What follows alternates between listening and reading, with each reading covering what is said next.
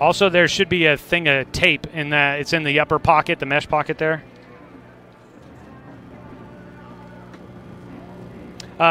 Flip it up and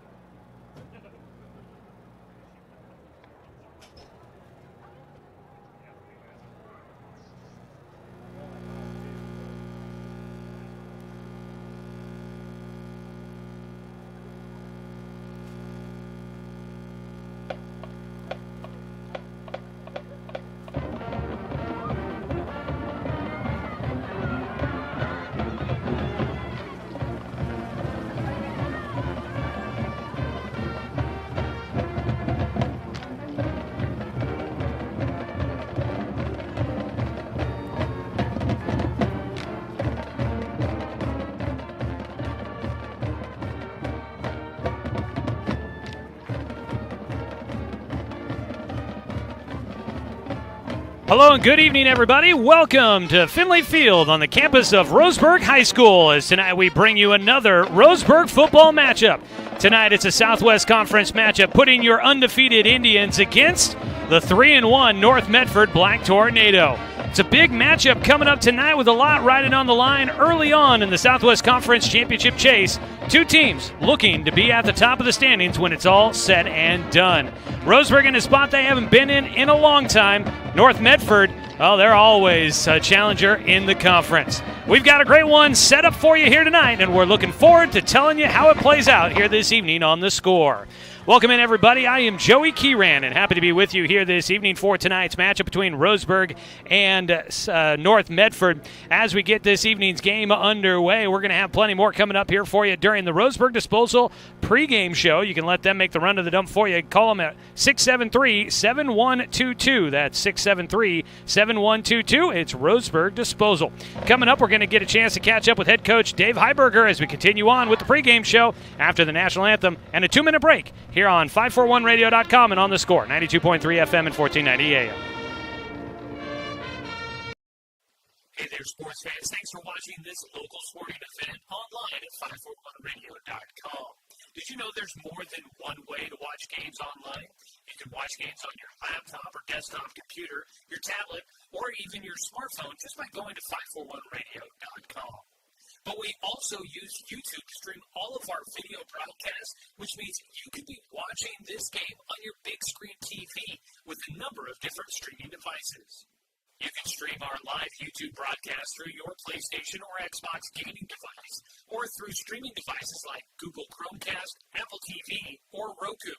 There's plenty of ways to follow this live local sporting event. Plus, you can find past events archived on 1490 The Score's YouTube channel.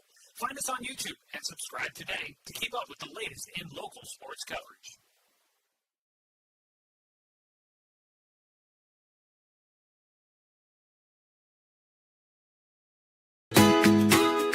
Get ready to satisfy your dessert cravings with Mountain Mike's new mini churros. These delicious bite-sized churros are the perfect dessert to pair with your favorite Mountain Mike's pizza, made with only the freshest and finest ingredients, dough made fresh daily with 100% whole milk mozzarella cheese, and toppings to the edge. For limited time only, get 16 mini churros for the whole family for only $4.99. Don't wait. Order yours today for dine-in, carry-out, or delivery.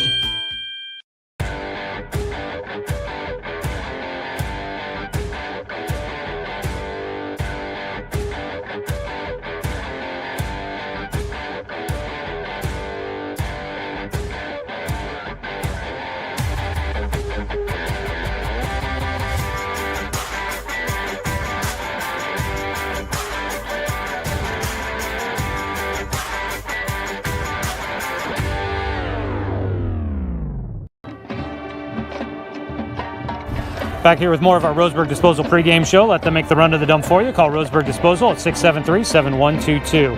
Now get a chance to catch up with Coach Dave Heiberger here. Coach, big matchup tonight, but looking back, you guys start out Southwest Conference play. Felt like we talked about it during the week. You guys played well in all three phases of the game. When you evaluated the tape, what'd you think of the matchup against Grants Pass last week? Yeah, I felt they played well in all three phases of the game, just like you said, and it was fun to see those guys go out there and fly around and make plays. You know, you guys get a chance, when you get a big lead like that, it maybe loosens things up a little bit. Have you been seeing this team, especially after a short year last year where things were a lot weird, that the wins and the atmosphere and everything, that these guys are just having a lot of fun out here playing football? Yeah, you're starting to notice them hang out more and more together, which is something we talked about this week. Down here on Sundays, you'll drive up and they'll be out on the field just kind of playing a light catch and just getting the kinks out without even being told to do it. And so it's great seeing them hang out in the hallways together and after school and in the locker room. And a lot of times they got their cell phone out watching film, so that's been a good thing to see. I know I've asked you about maybe some of the outside pressures, and you said, that really has been driving these guys, and you guys like to still think that you're a bit of an underdog in the matchup, but as you guys kind of get ready for North Medford here, you guys continue to try and press, and as you go into it, what's been kind of the atmosphere around the team? You mentioned that they were anxious to try and get ready to watch film and get ready for North Medford after rolling over Grants Pass last week. This team seems to be pretty fired up and determined this year. Yeah, absolutely. There's some senior leadership that's gone on there, that it's not just the coaches having to tell people, it's those seniors that have taken on a leadership role. And so that's really helped within the locker room, out at practice, and on Friday nights to have that senior leadership. You got North Medford tonight, a team that's always very strong in conference. Give us a quick scouting report on the Black Tornado. very physical up front, offensively and defensively. 265 Division I wide receivers that'll give us going to give us some fits, and our hands are full. But that's part of what we've told the boys is that you get to 5-0, games start to mean a little bit more each time you win. And so our goal tonight is to win. So next week is more important. But tonight it's North Medford who was picked to win our league, and that's just something our kids look at, and they have the opportunity to take a step towards that tonight if they play relentless football for 48 minutes. All right, Coach. Good luck out there tonight. Thanks, Joy. That is Coach Dave Heiberger here in our Roseburg Disposal pregame show as we get ready for tonight's kickoff, Roseburg and North Medford. Hey, real quick, before we take our next break here on the pregame show, want to remind everybody that tonight's game is streaming live with video coverage online at 541radio.com.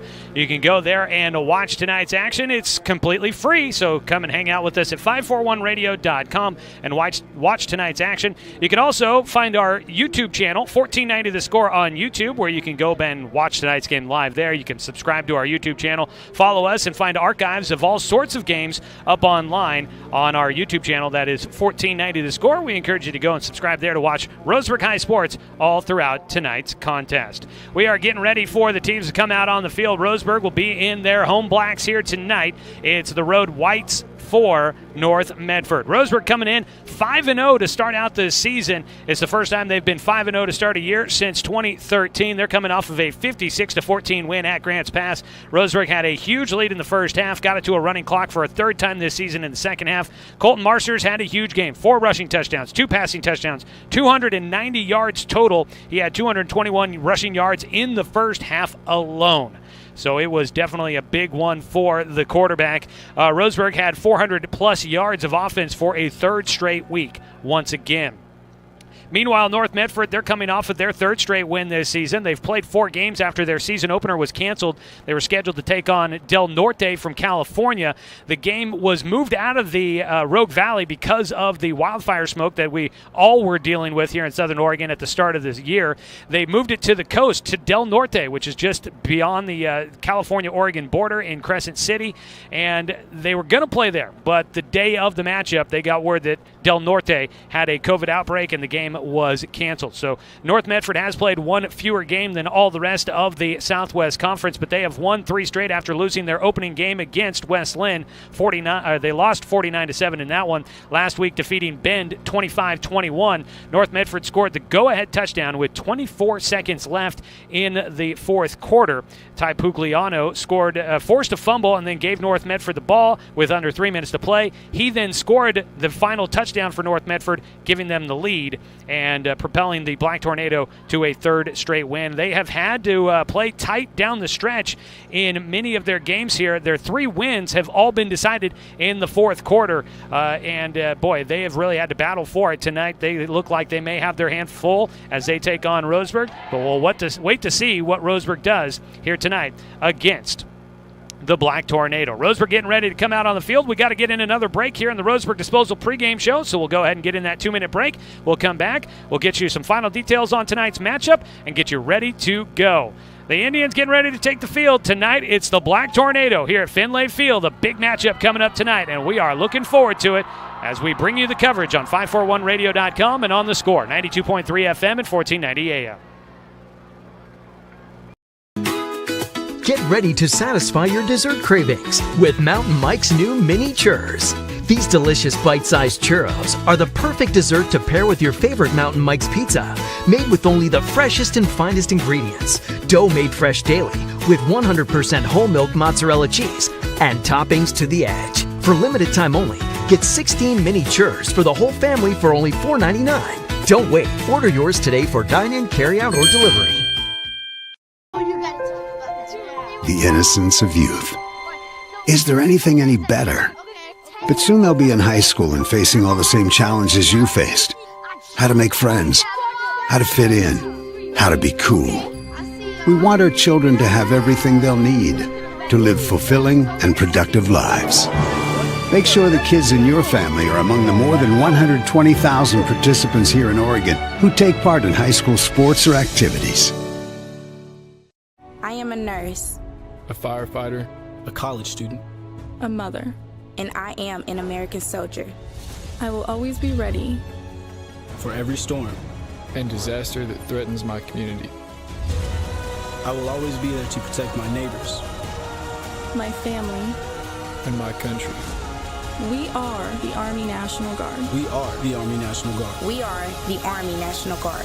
Visit nationalguard.com to learn more about part-time service. As a doctor, I kept myself safe from COVID by following all the proper protocols. Then I visited my family, and we all got COVID. I debated getting the vaccine since I gained the COVID antibodies. I changed my mind because I learned the antibodies may not offer full protection. But getting the vaccine after COVID can help prevent you from getting sick again. It also lowers your risk of getting someone else sick. So whether you've already had COVID or you're still unvaccinated, please get the vaccine.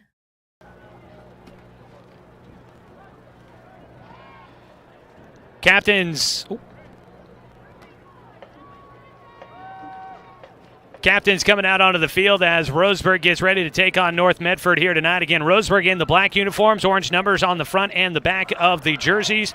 On the other side, white tops, black trousers, the red helmets for North Medford, numbers on the front and the back in black, outlined in red. As we get ready for kickoff here tonight, it's a comfortable night, but going to be cooling off pretty quickly. We are looking at 57 degrees this evening in Roseburg, cloudy overhead, and even maybe a chance for a little bit of precipitation coming up in the next 30 to 40 minutes. Doesn't look like we're expecting anything drastic on that front, but going to be overcast and cool.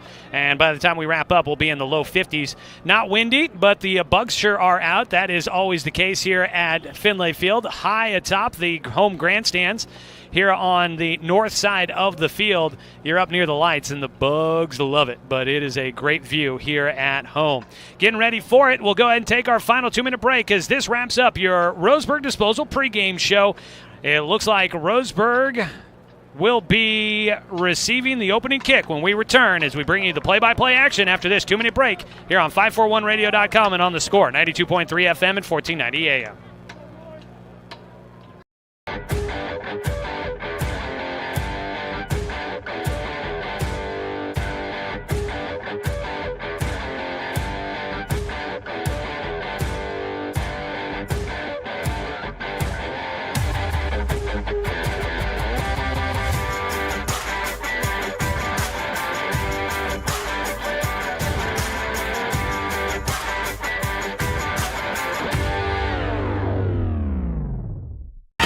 What rhymes with great?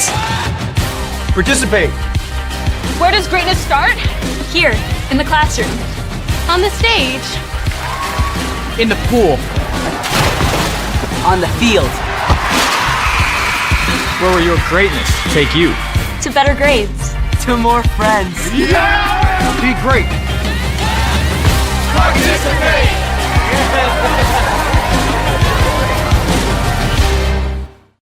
Looking for more local sports coverage? CBS Sports Radio 1490 The Score has you covered. Check out our homepage at 541radio.com for sports stories, scores, and podcasts. And follow us on social media. 1490 The Score is on Twitter, Facebook, and Instagram. And take the station with you wherever you go with the 541 Radio app. Download the app in your smartphone's app store and get access to a live stream of the station, sports stories, podcasts, and easy messaging with the station and others. Hi, my name is Tiffany Parker, and I have been a part of the Roseburg community for my entire life. I am devastated to tell you that just shy of a week ago, I lost someone dear to me, a very special family friend, to COVID-19. I realize that the topic of vaccination is a sensitive one. It's a very personal choice. I just urge you to make this decision as soon as possible before it's too late to do something about it. Clear off the graphic.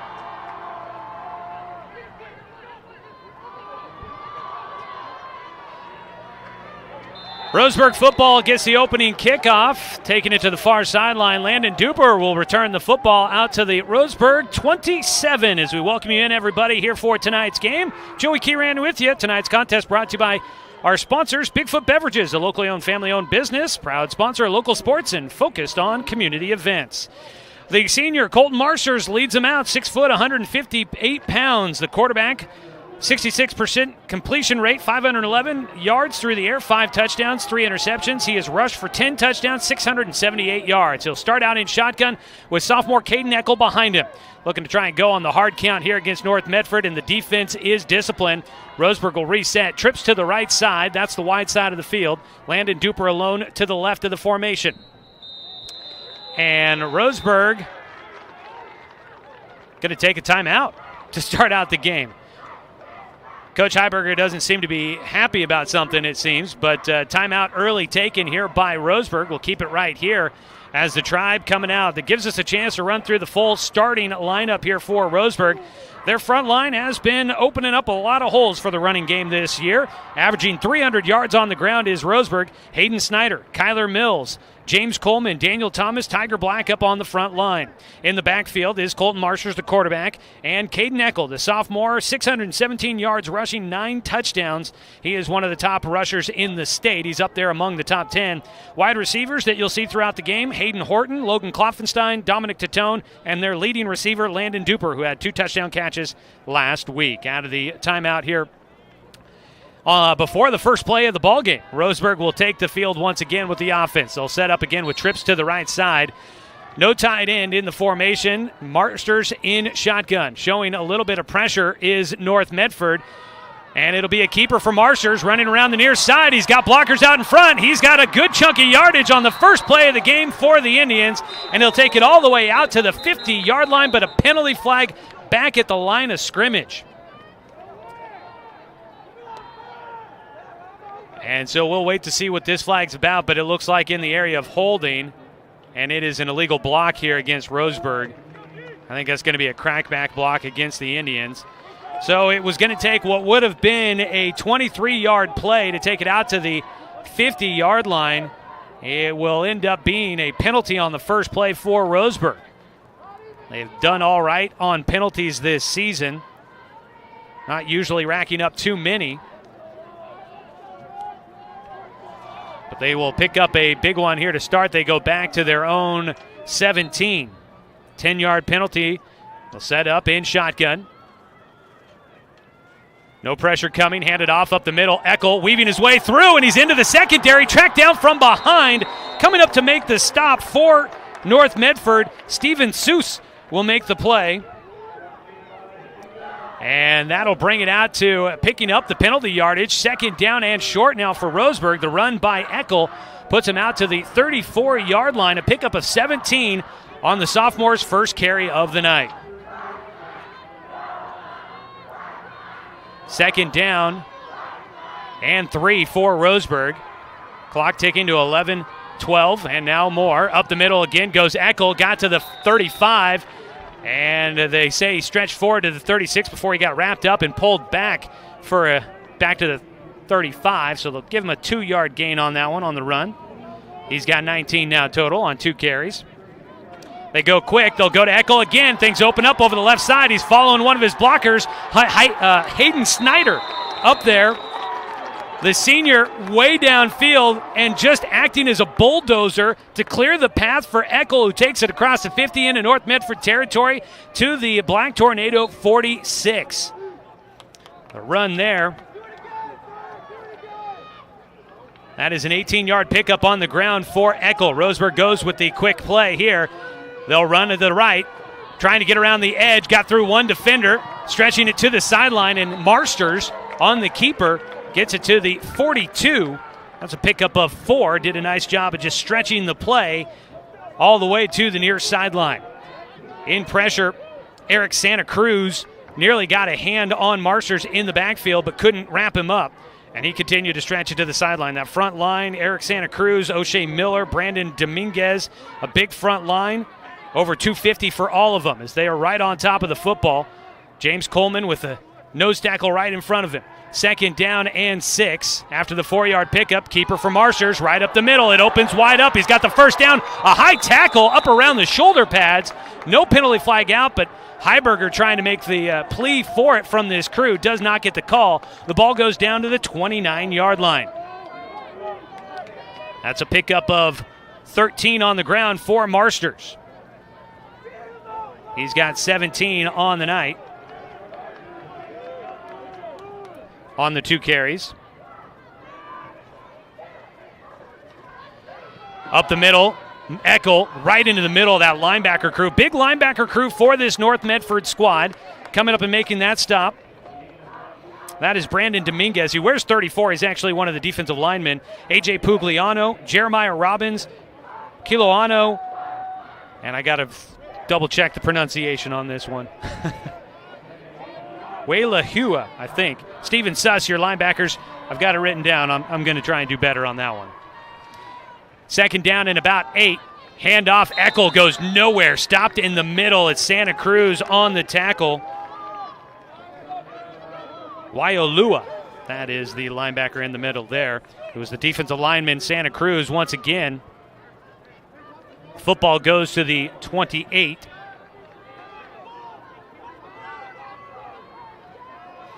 Only a 1-yard pickup for Eckel. Third down and a long 9 for Roseburg. Looking to pass, now going to tuck it and run. Marsters got some speed, had the defense out of position. Sidesteps around Ty Pugliano as he takes it inside the 15, and another big run for Marsters. It's all been on the ground so far for Roseburg as they take it to the 14, a pickup of 14 for Marsters on his 3rd carry. And Roseburg will have first down inside the red zone. Marching on the first drive of tonight's ball game, heading towards I-5 with 9:02 to go here in the first quarter. Roseburg trying to score first against the Black Tornado. Marsters in shotgun, Eckel to his right. Handed off to Eckel, bounces it outside the tackle, stretching it to the far sideline, bubbles back, gets to the edge, slips through one, stretching towards the sticks as he's hit out of bounds. He'll be inside the 10, down to about the 7-yard line as he's taken out of bounds. And so they'll spot the ball at the 7-yard line, a pickup of 7 for Eckel. It's been Caden Eckel and Colton Marsters marching. Right now, Roseburg looking to cap off what would be a 73-yard drive if they can find the end zone. 8:54 as the clock stops with the play out of bounds. Trips to the right side of the formation. 3-man front for the Black Tornado. Marsters running to his right, looking for blockers, gets some help, stretches it to the edge, tries to cut it upfield, and he'll get the first down as he's inside, down to the 1-yard line. A run of 6 yards for Marsters. It's first and goal for Roseburg. And the Indians marching right up to the line of scrimmage, and they will look to try and snap this one quick, it looks like. And this is not a great sign here. Marsters is going to take a knee, and they're going to have to stop the clock. Marsters is not feeling right. 8:42 to go here in the first quarter. Let's go ahead and take a quick 30-second injury timeout. After getting hit on the run to the goal line, Marsters slow to get up. We hope he's all right. We'll be back after a quick 30-second break here on 541radio.com and on the Score, 92.3 FM and 1490 AM. Get ready to satisfy your dessert cravings with Mountain Mike's new mini churros. These delicious bite-sized churros are the perfect dessert to pair with your favorite Mountain Mike's pizza, made with only the freshest and finest ingredients, dough made fresh daily with 100% whole milk mozzarella cheese, and toppings to the edge. For limited time only, get 16 mini churros for the whole family for only $4.99. Don't wait. Order yours today for dine-in, carry-out, or delivery. Well, Colton Marsters walks off the field under his own power. Seems to be all right. Might have just had the wind knocked out of him. It looked like he might have landed on the football as he was tackled from behind. He's got to come out for a play. Dominic Titone will take over at quarterback. He moves a man in motion. That's Gillespie. Fumble on the snap. Titone, though, going to sprint around the corner, and he outruns A.J. Pugliano for the touchdown. Second rushing touchdown of the season for Dominic Titone. Gave us all a little bit of a scare there as he bobbled around the snap, but he's able to use his speed around the edge for the touchdown. Roseburg will take a 6-0 lead with 8:25 to go here in the first quarter. And now out to kick the PAT through will be Jackson Bartlett, the right-footed kicker. We'll try to put this one through the uprights. His kick is away, a wobbly one, but it splits the uprights. He's now 12 of 15 on the season on PATs. Roseburg leads 7-0 with 8:25 to go in the first quarter. We'll come back after another quick 30-second break. Roseburg football for you tonight here on 541radio.com and on the Score, 92.3 FM and 1490 AM.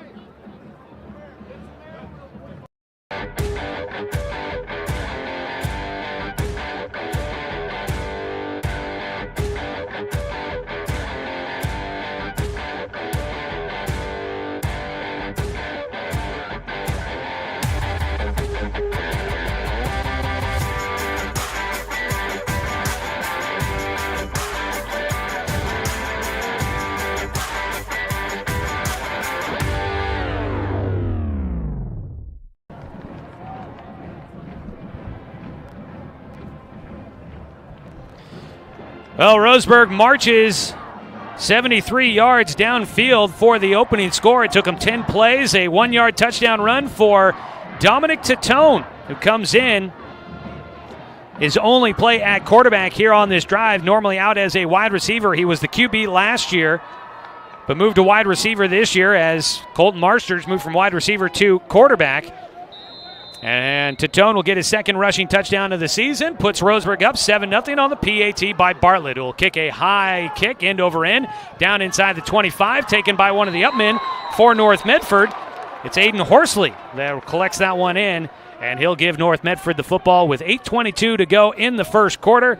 They trail 7-0, their first offensive possession. North Medford will have the football at their own 27-yard line. That sounds familiar. That's where Roseburg started their first drive of the night. Leading the offense out onto the field, new quarterback this year for the Black Tornado, senior Mason Warren, 5'11", 210 on the season, 60% completion, 724 yards, 8 touchdowns, 2 interceptions. He's also run for 144 yards and a score. In the backfield with him will be Ty Pugliano, 273 yards and 4 touchdowns on the ground for the running back. They go with a tight end to the left of the formation and an H-back out on the right, handing it off, running right side. Will go Ty Pugliano, who slaps his hands, thinks he wanted more, almost slipped through as his first run play will take him out to the 31-yard line, a pickup of 4. You've got Ty Pugliano, the older of the two Puglianos out there. A.J. Pugliano is a wide receiver, sophomore, 6'4", 220. Bryce Dyer, senior, 6'5", 200. And you've got a couple other targets that will be used by Warren throughout the season. They move A.J. Pugliano from right to left, hand it off, running left side. Penalty flag is out, trying to scat his way through the middle of the defense. Nowhere to go for Ty Pugliano. Only a short gain of a yard, but we'll wait and see what the penalty flag will say about this one for the Black Tornado, and the penalty is going to go against North Medford. We'll wait for him to count it off here. Tonight's game is sponsored by Dr. Alanson Randall, accepting new patients now, so give him a call at 541-378-6694. It's going to be a block below the waist against the Black Tornado, so the penalty will negate the 1-yard carry by Ty Pugliano. It'll back up the Black Tornado inside their own 20 to the 19. One penalty for each side so far. Connor Cicero, the sophomore, is going to be seeing some time at wide receiver tonight. Played his first varsity game last week. Had 68 yards and a touchdown on 5 catches. Right now they've got the tight end to the right. H-back to the left, looking to pass. Going to go on the out route to the near sideline. Did he stay in bounds? No. A.J. Pugliano makes the catch as he falls out of bounds, but he didn't get a foot in. And the long second down pass in coverage, Colton Marsters. A.J. Pugliano had a step, but the throw just carries him too far out of bounds. And it'll go to 3rd down and long now for the Black Tornado. Got to pick up 18 on this 3rd down play. 7:32 clock stopped here in the first quarter. 7-0 lead for Roseburg, as we thank you all for tuning in and joining us tonight here on the broadcast, whether you're watching at 541radio.com and or on a YouTube channel or listening here on The Score. 3rd down and long. Warren in shotgun. Snap back, looking to pass. Goes over the middle, had a man there, but the pressure takes him down as he throws, and he overthrows the intended target, Bryce Dyer. And it's back-to-back incompletions that'll force a punt unit to come out for North Medford. We know that they can pass, but we know Roseburg's front line has been able to get to the quarterback pretty well this season. Roseburg's defense has 29 tackles behind the line of scrimmage this season, 7 sacks coming into tonight's game. Teams were only converting 21% of the time on 3rd down. When North Medford will have 4th and long, they punt it away. It's Mason Warren, the punter, also the quarterback. Ball fumbled around, but Carson Dunn lucky to come back up with it. There in coverage, Alexander Angelo got blocked to the turf. He was rolling around. The ball nearly fell right into his lap, but Dunn was able to get it back. And Roseburg will get the football, avoid turning the ball over. They'll get it for a second time here in the first quarter with 7:19 to play. And they'll start out near midfield at their own 45-yard line. So a nice start defensively for Roseburg. Now the offense will look to try and continue what it did on the first drive. Marsters back out there after coming out with the injury. He'll set up in shotgun, going to go on a quick pass. No, pulls it down. He's spun around. He's still going to stay in the pocket, throws it out towards Logan Klopfenstein, incomplete.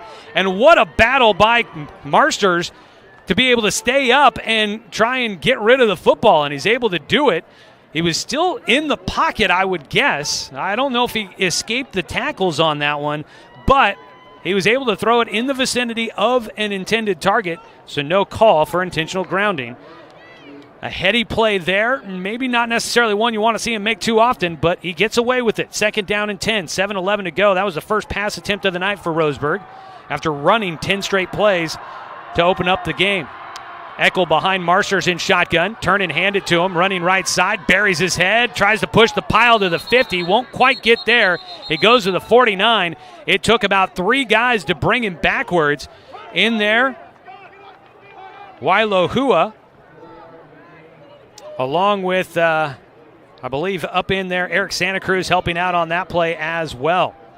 A run to the 49-yard line will be a pickup of 4 for Eckel.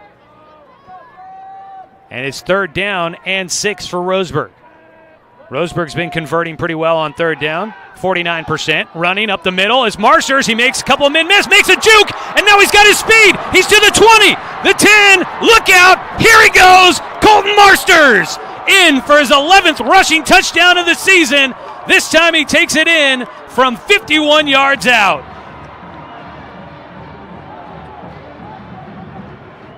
He is a human highlight reel. What a season he has had. He has had touchdown runs of various lengths this season, but add another one there. This one, 51 yards for Marsters on 3rd down, and Roseburg's going to take a 2-score lead here in the first quarter. PAT, the hold down by Tatone. The kick is through by Bartlett. And Roseburg will stretch the lead to 14-0 here in the first quarter with 6:27 to play. That one took only 3 plays. They go 55 yards for the score. We take a 30-second break. Roseburg on top, 14-0 here on 541radio.com and on the score. 92.3 FM and 1490 AM. Thank you. Get ready to satisfy your dessert cravings with Mountain Mike's new mini churros. These delicious bite-sized churros are the perfect dessert to pair with your favorite Mountain Mike's pizza, made with only the freshest and finest ingredients, dough made fresh daily with 100% whole milk mozzarella cheese, and toppings to the edge. For limited time only, get 16 mini churros for the whole family for only $4.99. Don't wait. Order yours today for dine-in, carry-out, or delivery. Another long run for Colton Marsters this season. His longest run was a 60-yarder. No, excuse me. That is not true. Let me pull up my more in-depth stats. He had a 82-yarder, I think, last week. 51 yards on that one. The kickoff goes to the 15. Carson Dunn in coverage, trying to bring down the return man, Angelo, and he gets out just short of the 25. The Black Tornado will start at their own 23-yard line. It was 3 plays, 55 yards. It took all of 1 minute and 6 seconds for Roseburg to add another touchdown. For Marsters this season, his longest was an 82-yarder. He came into tonight. He's already got 88 yards on the ground on 5 carries. He came in averaging 14 yards a carry this season. Out comes the offense for North Medford, looking to respond here, trailing 14-0, 6:22 to go. A score here definitely eases some concerns early on for the Black Tornado. In shotgun is Warren. He'll turn, hands it off. Running up the middle goes Ty Pugliano, stays on his feet. And nice blocking for him as that set up a pretty decent lane there for the Black Tornado. Pugliano goes down right near the 35. They'll put him at the 34-yard line. That is a run of 11 yards for the junior. It's a first down carry on first down. Spread out to the far side of the field. You've got Bryce Dyer and Cicero out there. Connor Cicero, the sophomore. A.J. Pugliano goes to the left side of the line. He'll stay in to block as they run right side with Ty Pugliano. He got to the line of scrimmage just a little beyond. Will pick up about 3 yards to the 37. That'll make it second down and 7 to go for the Black Tornado. Roseburg football here on The Score. I want to say thanks to our many sponsors that help make this possible, like Chuck Swarm and Family Auto Repair. Are you ready to go where life takes you?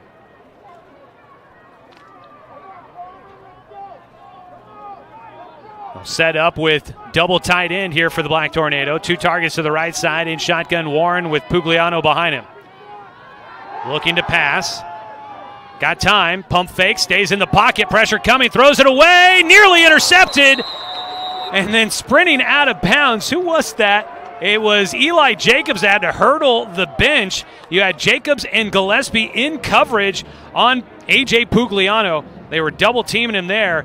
And just at the last second, trying to throw to anybody, Mason Warren almost threw an interception. This Roseburg defense is +2 in the turnover margin. They've got 7 INTs, 2 fumble recoveries this season. Almost had another one there. Would have been the first of the season for Dawson Gillespie. Last week, Gillespie with 6 tackles. Big week for Logan Kloffenstein last week. Had 9 tackles, 1 for loss. He had a sack and an interception. He also had a 92-yard kickoff return for a touchdown last week. Roseburg doing it in all 3 phases. His movement early on. Who jumped first? The white cap is going to signal it's against North Medford, and the Black Tornado going to be moving backwards here. It was 3rd down and long. They had about 7 yards to try and pick up, and they're going to move the football 5 yards back to the 33.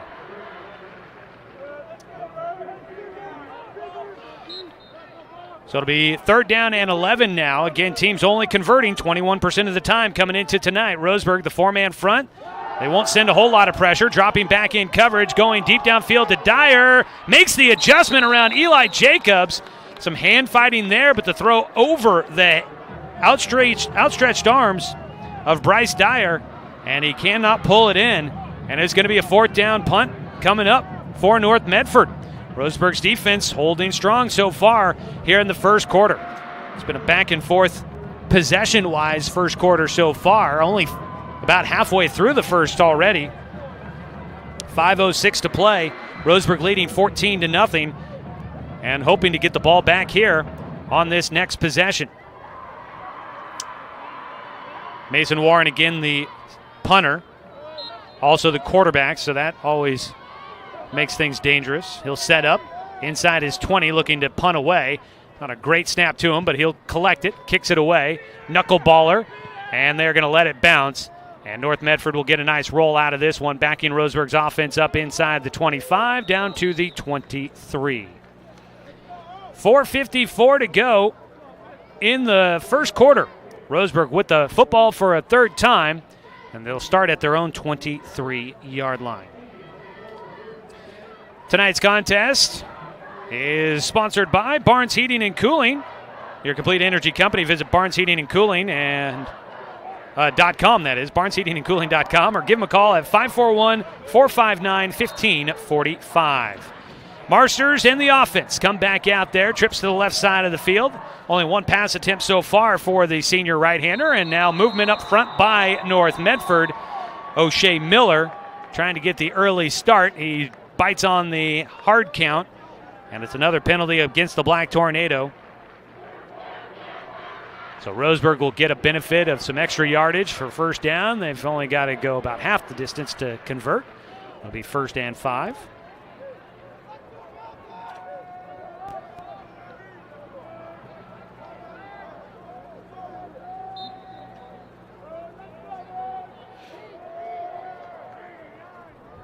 First down and 5 now from their own 28-yard line for Roseburg. Marsters gets the snap, looking to pass. Has some time, going to go downfield. Has Duper open, bobbled it in and out of his hands.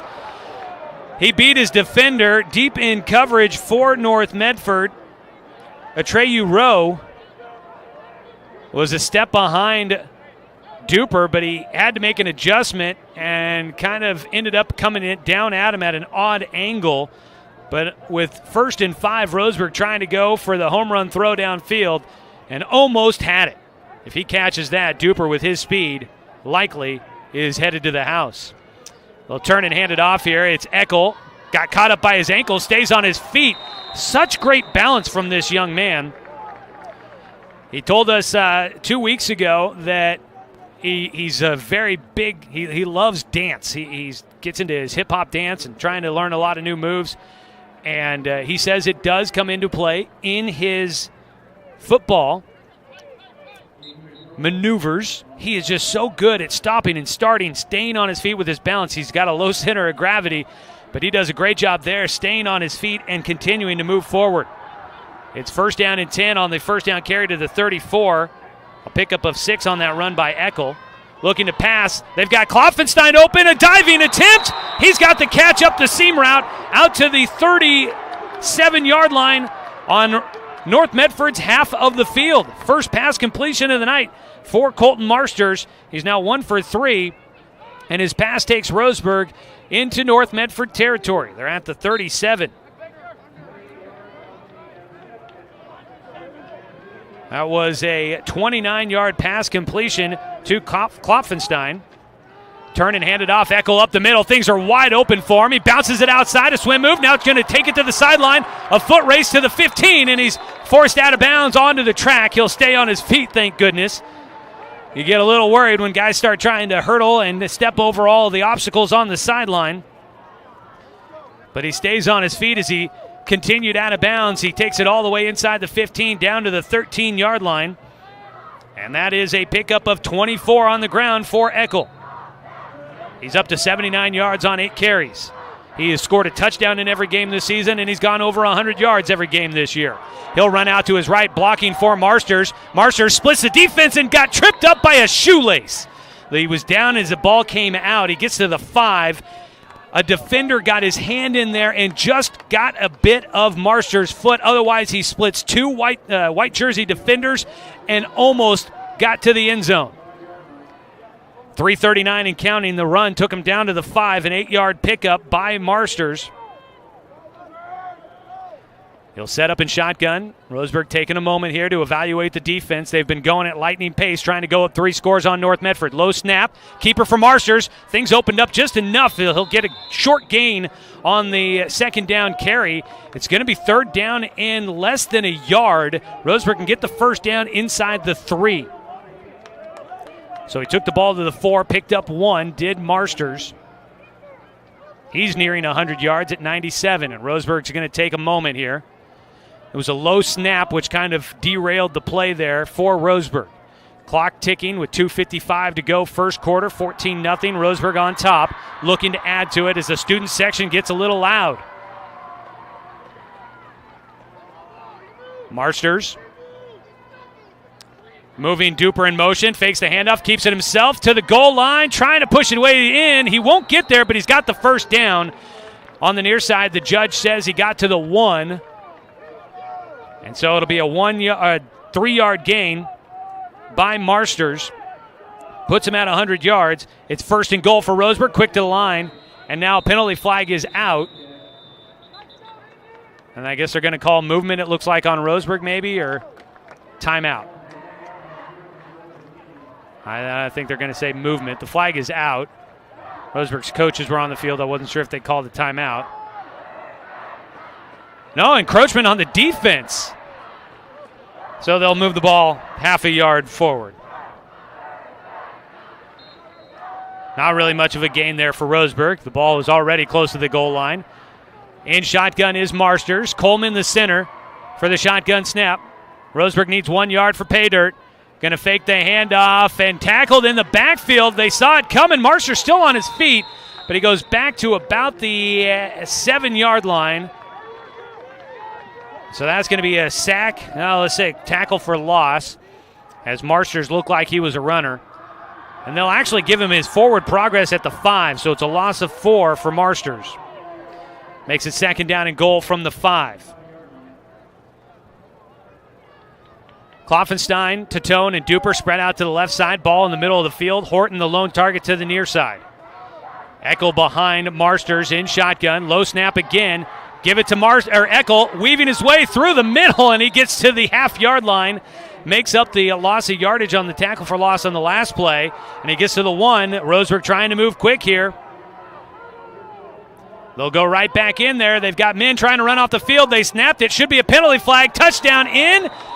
There's a penalty flag out.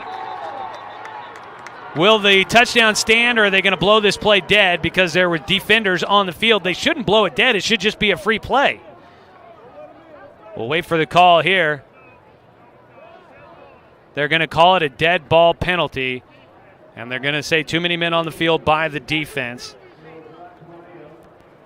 So North Medford will get penalized again, inches again, and it erases a 1-yard touchdown run by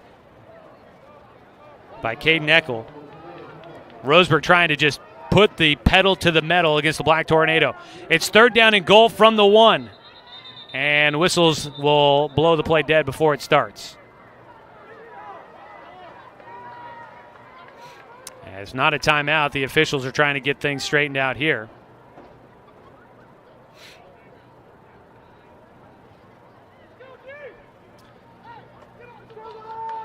So I think we'll set up again for 3rd down and short.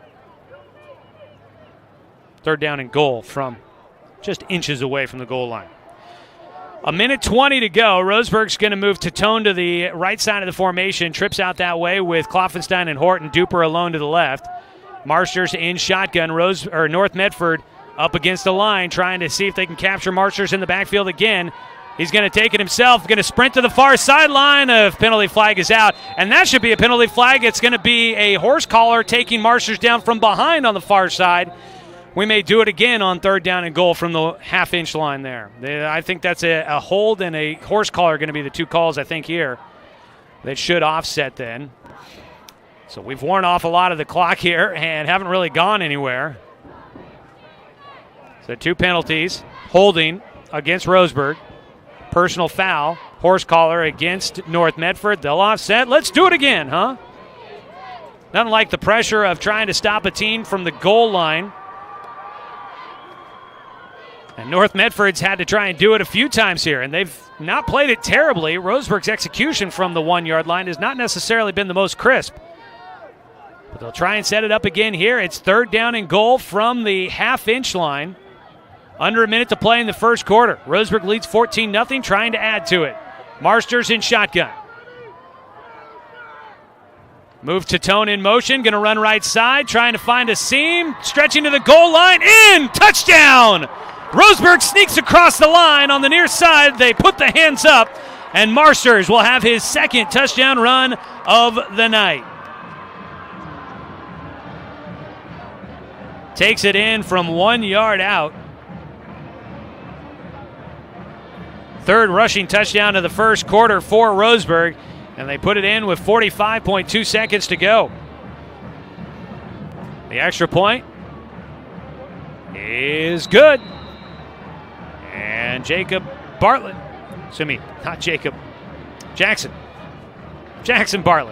The kick good. Makes it 21-0. Roseburg in front with 45 seconds to play here in the first quarter. We're going to keep it right here as we've got our quarter break coming up here in just a moment, so we'll stay right here with you. A 1-yard touchdown run by Marsters. The senior quarterback last year was a wide receiver, had 152 yards receiving and 2 TDs last year as a wide receiver. This season, with his 97 yards rushing already this evening, he's over 750 yards on the year. He's got 2 rushing touchdowns to put him at 12 total on the year. It's a whole team effort. It really is. This Roseburg team as a collective unit has played very well, but you cannot overlook what Colton Marsters has done at that quarterback position to help lead the way for the Tribe. 45 seconds to go as Bartlett will kick it away. Right-footed kicker gets behind it. High end-over-end kick down to the 13-yard line. Taken there by Angelo. Met by Carson Dunn at the 21 and taken right to the sideline and out of bounds. And Carson Dunn will make it a short return for the Black Tornado. 40 seconds to play in the first quarter. Worked cut out for him as North Medford trailing to Roseburg 21-0. And they'll start with the football at their own 22-yard line.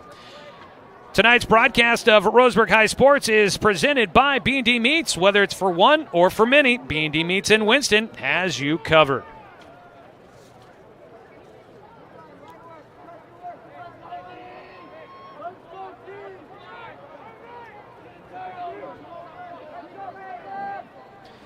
Out comes the offense for the Black Tornado. They've punted twice so far. They do have one first down.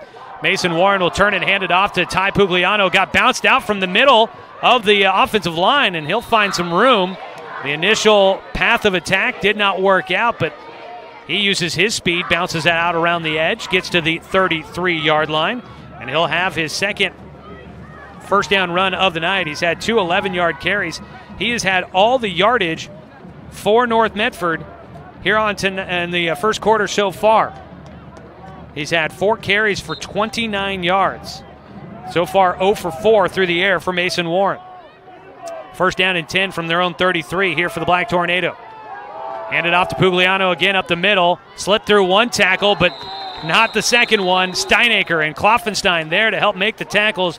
Braden Steinacre, the senior, 5'10", 200 pounds, had 3 tackles and a forced fumble last week. He'll help make the stop at the 35-yard line, a pickup of 2 for Ty Pugliano. And that'll end the first quarter. After 1 quarter of play, Roseburg's on top, 21-0 over the North Medford Black Tornado. There are still 3 quarters left to go here. Don't count anything out just yet. We'll take a 60-second break. Roseburg leads by 3 scores over North Medford on 541radio.com and on the score, 92.3 FM and 1490 AM.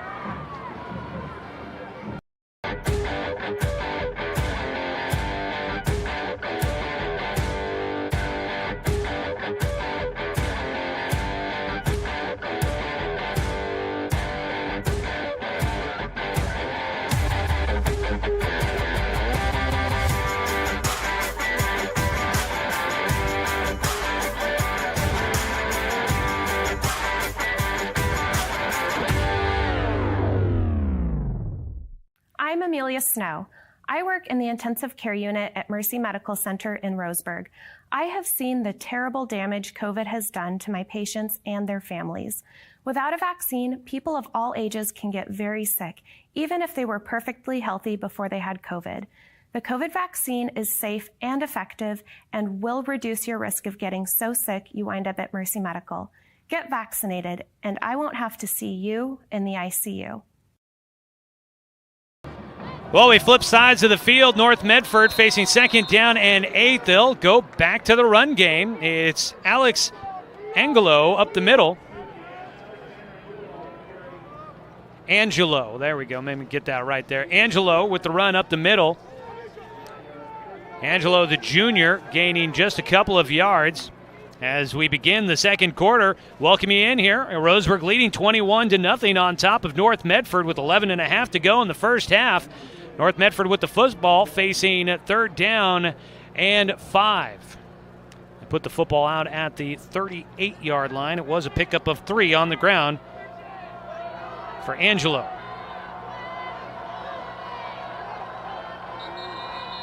And now whistles are going to stop the play before it gets started. A timeout down on the field by North Medford. Well, folks, while we have a break in the action here, I do want to take a moment to just send out our condolences to the family of David Walker. You probably know that name from KVAL TV. Longtime TV news broadcaster there. We talked about this on Monday's show on my Off the Wall sports program that you can tune in and catch on 92.3 FM and 1490 AM here in Douglas County. Got that news right as we were getting the show started, saw it breaking on Twitter. David Walker was a longtime friend of OSAA Sports, broadcaster as well. He did a lot for OSAA Radio during the postseason. I got to work with him a number of times, always enjoyed seeing him there. And the shocking news that he passed away on Monday. Longtime broadcaster up there, I know by the Eugene crowd, will be missed. And here in Roseburg, we get to watch him on our local channels as well. So we just do send out our condolences to the family of David Walker. And boy, what a loss there for the communities for a lot of different reasons. But for high school sports, he was always a big proponent and a big friend. High snap pulled down by Mason Warren. He tried to see if he had anywhere to go with it. But by the time he collected that high snap in, He kind of tipped it up to himself, pulled it in, and he gets taken down for a loss. Back to the 32-yard line is where they'll mark him. A loss of 6 on the sack by Roseburg. Mason Warren going backwards there. It'll make it 4th down and 11, and it's going to be punt back out for North Medford. But to just quickly finish out my thought there, he will be missed for sure. David Walker, gone too soon. I'll miss seeing him at some of our OSA championship events. Kick is away on the punt. Roseburg will once again force North Medford to have to kick it away. That'll start things off here in the second quarter.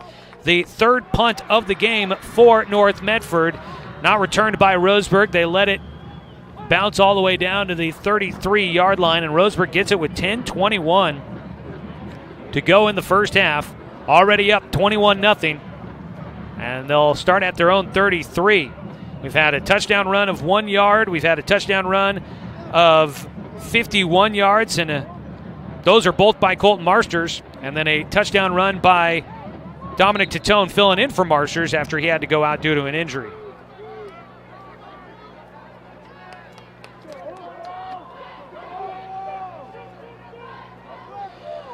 First and 10 for Roseburg. Offense back out on the field.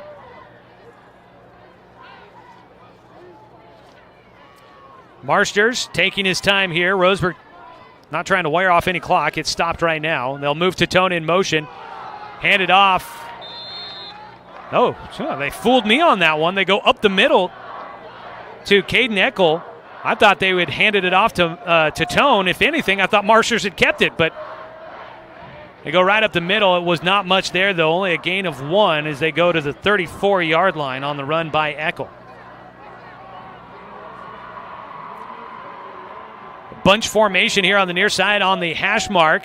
Klopfenstein, Titone, and Duper, all seniors bundled up there. Going to be a keeper for Marsters, and there's no room to run. Tried to go around the left side. You've got Dominguez, Santa Cruz all there to meet him, I think helping to step up there as well. Was the middle linebacker, Waiolua.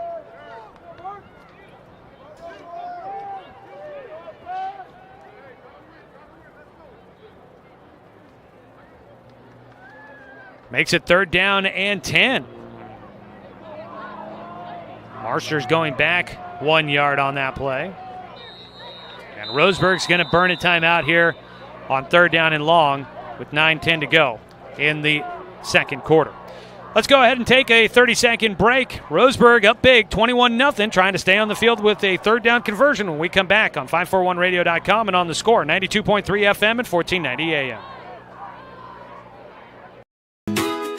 Get ready to satisfy your dessert cravings with Mountain Mike's new mini churros. These delicious bite-sized churros are the perfect dessert to pair with your favorite Mountain Mike's pizza, made with only the freshest and finest ingredients, dough made fresh daily with 100% whole milk mozzarella cheese, and toppings to the edge. For limited time only, get 16 mini churros for the whole family for only $4.99. Don't wait. Order yours today for dine-in, carry-out, or delivery.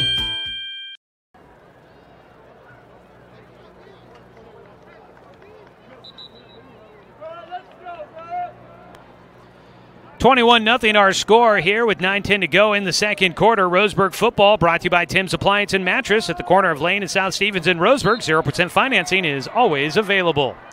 Well, 3rd down and 10 for Roseburg, trying to convert here. They've done well converting here tonight so far. Marsters in shotgun. Rolling to his left, looking to pass. Pump fakes once, goes on the intermediate route, and just a little too far out of the reach of Dominic Titone. And that'll bring out the punt unit for Roseburg. They'll face 4th down and 10. And for the first time tonight, it looks as if North Medford will hold Roseburg to a 3-and-out.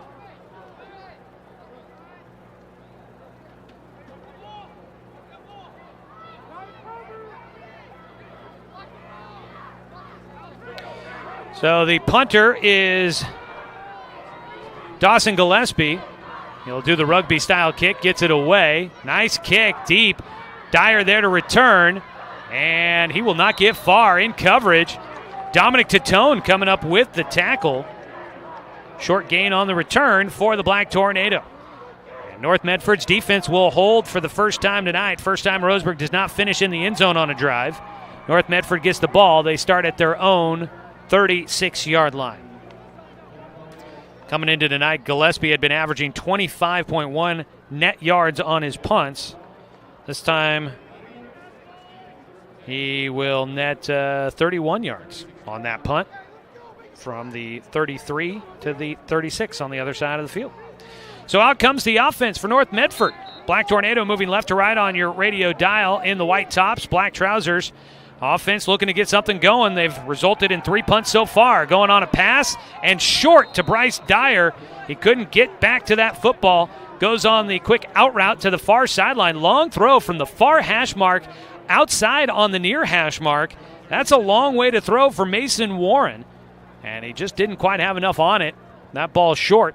Bryce Dyer last year was a first-team All-League receiver. He's a senior, 6'5", 200. Not sure if he's getting any offers as of yet, but he's definitely got the frame to be a guy that gets an offer. Coach Heiberger saying he's a D1 guy in the pregame interview. One of his counterparts, A.J. Pugliano, the sophomore, 6'4", 220, already has an offer from the University of Oregon. In shotgun, Warren looking to pass, looking left side. Had Pugliano over the middle. The throw that direction, no good. Marsters didn't really see the ball coming his way, but just kind of got in the way. And Pugliano, A.J. Pugliano there wondering, I don't know if he was waiting for the football or if he was going to try and ask how he didn't get a flag on that one. I think the play just took him into Marsters. Marsters didn't initiate that contact on that one. The incompletion makes it 3rd down and 10, 8:47 to go. North Medford trying to eat up some yardage here, but haven't been able to connect on the passing game so far tonight. North Medford comes in averaging 181 yards passing on the season. So far tonight, Mason Warren 0 for 6. He sets up in shotgun, a passing down here. They'll move Pugliano from left to right and movement before the snap. This looks like it's going to be backing up. Going backwards is going to be North Medford. So they have been a bit penalty-ridden so far in the first half. I have that down as their 6th penalty of the first half. It puts them back at the 31-yard line.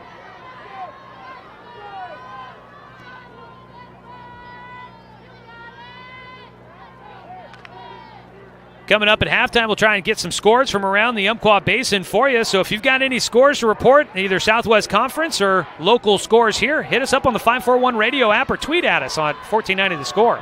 Pass downfield, almost picked up by Marsters. Goes right through his hands. He read it all the way. Bryce Dyer running the out route as rolling to his right was Warren. He had his man there for a second and then stepping right in front of it with that speed. Colton Marsters almost had the interception. Last year, Marsters had a pick. He almost had one there. Trying to remember if he's had one so far this season.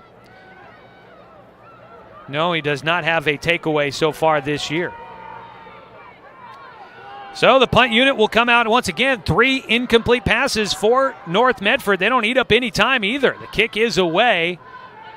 And it's going to go to the far sideline, and it stays in bounds before it finally goes out. It took a couple of hops in North Medford's favor, and it'll go to the Roseburg 32-yard line.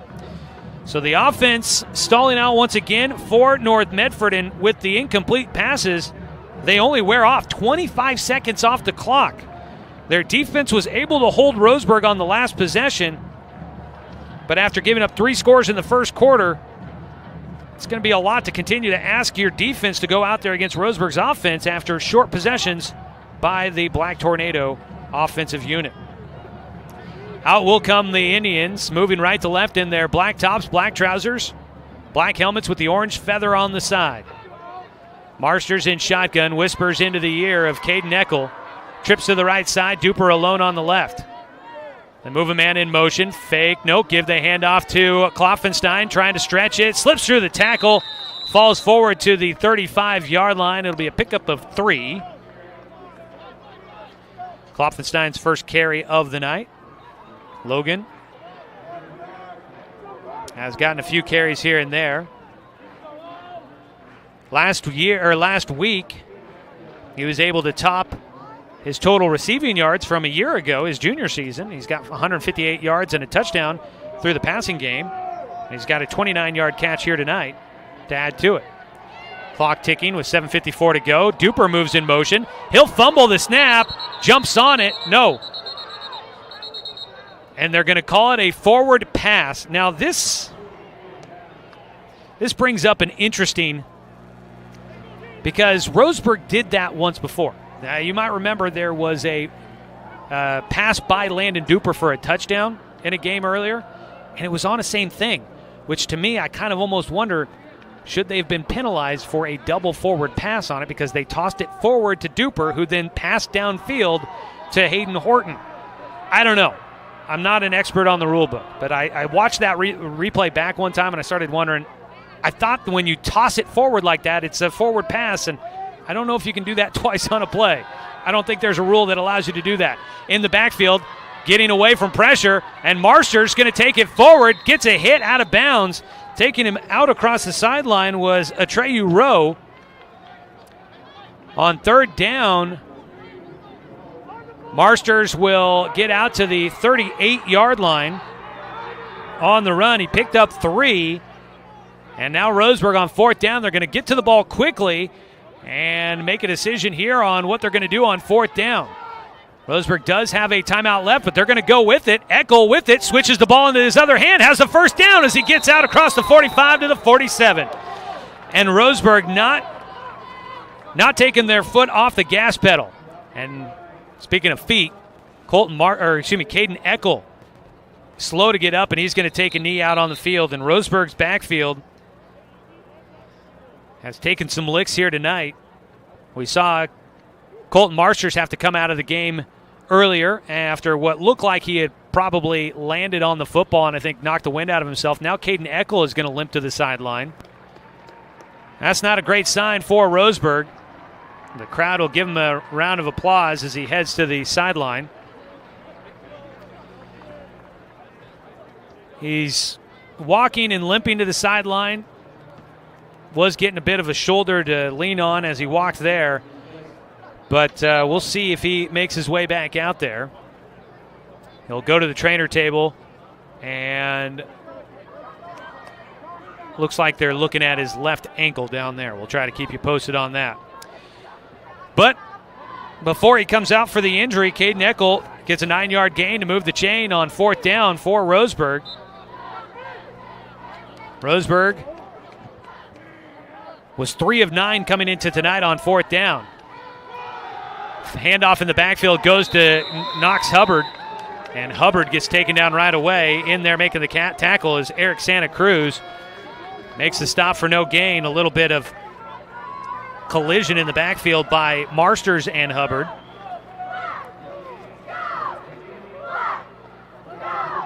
The two have to adjust to playing in the backfield together now, as Hubbard getting a chance to run in the backfield a little earlier than normal. And they're still checking in on Eckel on the sideline. Turn, handed off. Hubbard going left side. This time he'll slip through the front line.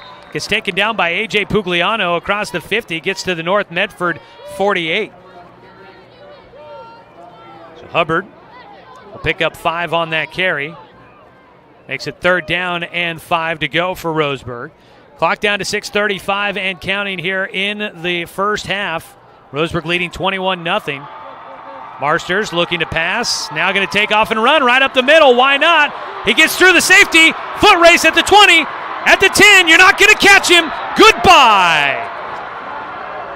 Third rushing touchdown of the first half for Colton Marsters. Stop me if you've heard it before. Facing third down and 5, he takes it 48 yards to the house. He's got a 51-yarder, a 1-yarder, and now a 48-yarder. And here comes Jackson Bartlett to add the PAT. Kick is up and good, and Roseburg's on top 28-0 with 6:21 to go in the first half. We'll come back with more of this Roseburg football game, streaming live online at 541radio.com and on the Score, 92.3 FM and 1490 AM.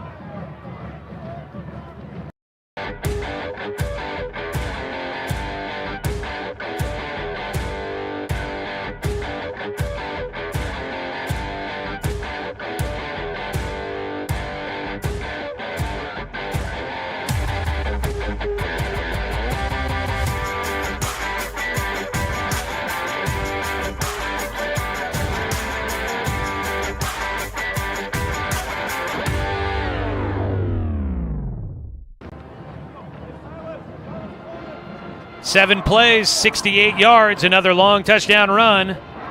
It is the third in the first half for Colton Marsters, and Roseburg pulls ahead 28-0 over North Medford. 147 yards on the ground tonight for Colton Marsters. Last week it was 221 in the first half and 4 touchdowns, so he's a little bit behind his average, I guess. Kickoff away down to the 10-yard line, taken by Angelo. He'll take it up that left seam at the hash mark. He'll spin forward at the 25, down to the 27-yard line. North Medford with the football so far. They have only punted away when on offense. They'll start at their own 27. Tonight's ballgame brought to you by Roseburg Honda. Buying a car can be a hassle, but at Roseburg Honda, it's different. Customer satisfaction is their highest priority. Visit Roseburg Honda, where they treat you like family, because they are family.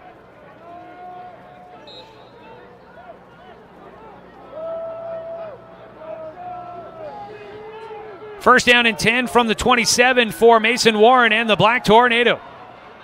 Looking to pass quickly out to the near side. It's caught by Angelo. Weaves his way to the 30. And he'll get taken down at the 31. Let's pick up a 4 on the pass play. First completion of the night for Mason Warren. He's now 1 of 8 through the air. Up to the line come the Black Tornado. Boy, it is. Their offense hadn't necessarily been lighting up the scoreboard. Averaging 22.8 points a game, though, is not bad, but only 290 yards of offense. But they've been struggling here tonight. Going to go way downfield, but that one way out of bounds beyond the North Medford bench over there. The cheerleaders getting in on the action. So the incompletion for Warren. Warren came in, as mentioned before, 60% of his passes complete for 724 yards, 8 touchdowns, and 2 interceptions. He's got big targets all across the field, but tonight just 1 of 9 for 4 yards. Frustrating, I'm sure, for the Black Tornado as they go up against this Roseburg defense. And once again, they face third down. 3rd down and 6 from their own 31. Roseburg not showing much pressure here. They'll send 4. Looking to pass. Quick route to Cicero. He makes the catch, stays in bounds, and will work his way upfield. The sophomore getting called up from JV. Had a big game last week. We'll have another big catch here. Puts it out to the 44-yard line and moves the chains. Pass completion of 13 yards. And North Medford will have the first down. Fresh set of downs to work with, moving the chains. 5:24 to go here in the first half.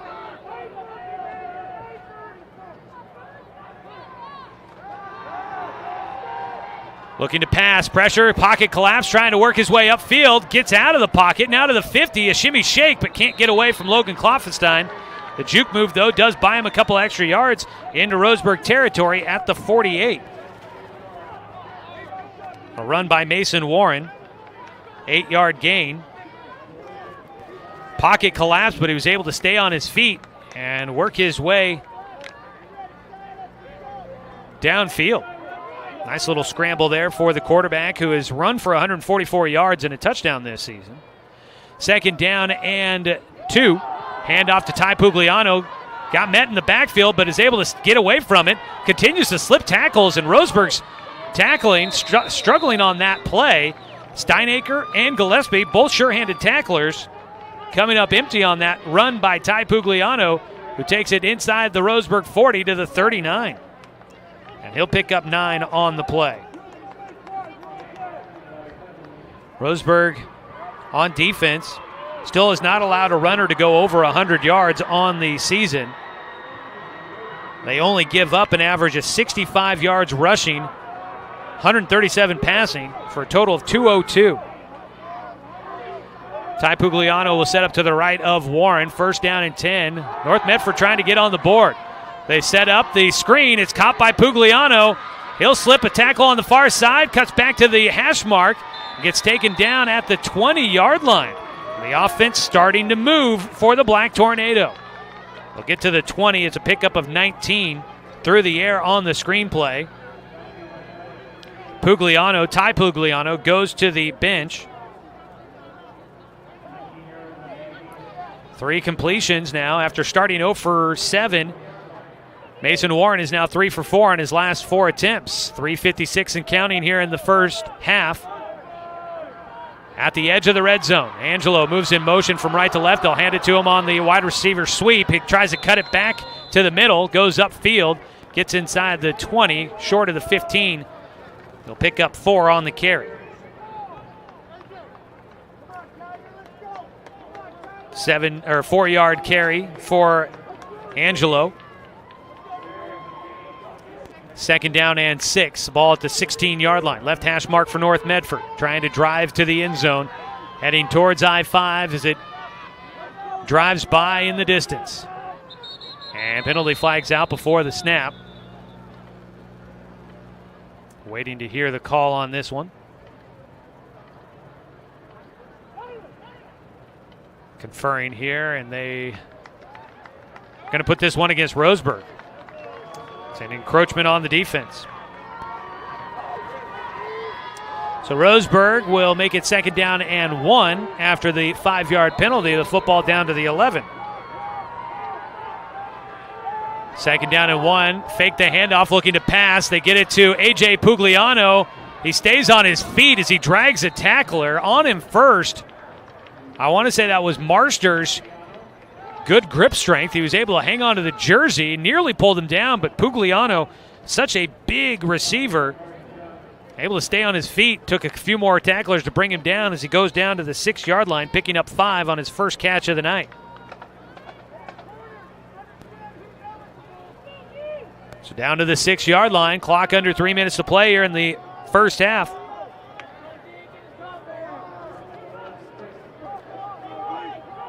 The big front line from this North Medford team. They got some good size up there. Low snap, though. Warren picks it up. He'll try to scramble. Nowhere to go. He's back to the 10-yard line as he's taken down there. Tackle for loss, back to the 10, losing 4 on the play. It'll set up second and goal from the 10-yard line. That front line for North Medford, Terrell Kim, Kyler Steele, Adam Burkett, David Fuyava, and Connor Trinka. 240, 300, 220, 170, 320. They got some big boys up there trying to move this Roseburg defensive line around. Roseburg showing a blitz. It's picked up. They'll stretch it out to the far side with a blocker out there. Pugliano to the pylon, and he's in. A touchdown, North Medford. Ty Pugliano just had a great block from Bryce Dyer out there. It was one-on-one with Landon Duper. He couldn't shed him. And Pugliano had a pretty easy path to the end zone. Ty Pugliano, a 10-yard run, will get North Medford on the board with 1:56 to go here in the second quarter. Finally on the board. 5th possession of the game for North Medford. They finally punch it in. Out to kick it through. The place kicker, I believe, is Dominguez. The snap not good. The PAT is blocked.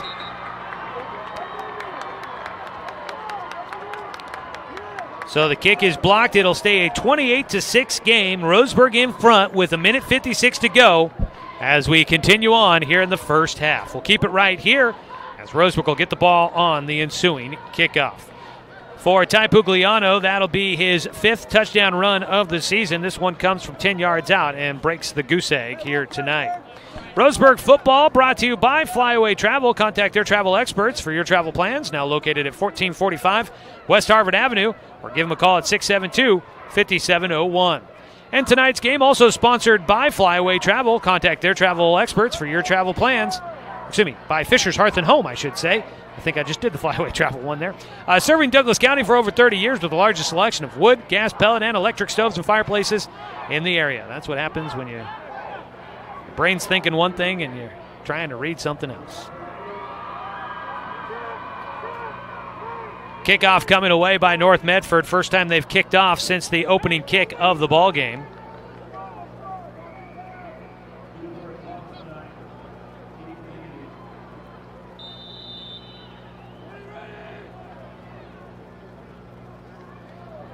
Kickoff away.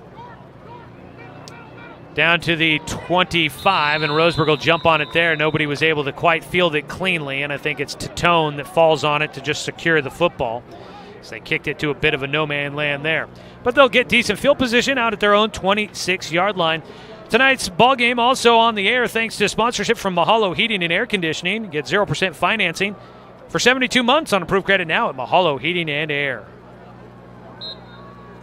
Well, we'll take a look at scores and just what's going on here tonight. A limited night of games around the Umpqua Basin here tonight. A number of games canceled, a few games getting played tomorrow.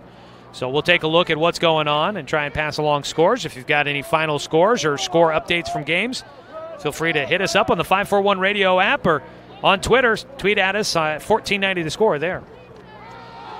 Roseburg will run on first down here with 1:50 to go in the second quarter, trying to get into halftime with the score in their favor, 28-6. Roseburg does have Caden Eckel back into the game, so that is a good sign to see for the sophomore back. After limping to the sideline, he stays in. He picks up 1 on his first carry after coming out from the injury. Trips to the far side of the field. Duper alone here on the near side with Dyer on him, and he's stacked with a safety above him. That is Aiden Beckstead. Going to be a keeper running right side for Marsters. He tried to stop and cut it back, but a penalty flag out at the end. Waialua is going to get called, I think, for a high tackle, getting ripped down by around the neck, maybe a face mask. Waialua looking to the sideline, wondering what he did wrong. Penalty flags back at the 24. Personal foul, and they will call the face mask. North has been struggling with the penalties here tonight. So it should be a first down. On the far sideline, coaching staff for North Medford arguing the call. The ball goes out to the 39. First down for Roseburg after the penalty. First-year man for North Medford, Nathan Chin, has taken over for Stephen Turner. He was the offensive coordinator at Crater last season. Marsters looking to run. He'll go right side. Penalty flag out. It's going to be a hold against Roseburg, trying to block the big guys up front. O'Shea Miller, 6'5", 255. That's a load to try and bring down or be able to block, I guess. Roseburg's going to get called for the hold here. That one right in the middle of the line. The white hat explaining to Roseburg exactly why he called the hold. So it is a hold against Roseburg. They'll count it off, it looks like, from the, I want to say the 34. No, the 33 is where they'll count it off. So it goes all the way back to the 23-yard line.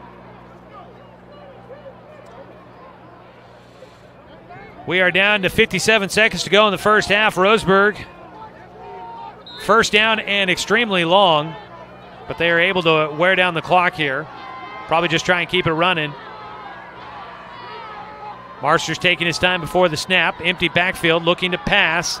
Tries to run away from pressure. Now we'll get out to the edge. Stiff arm won't get him away.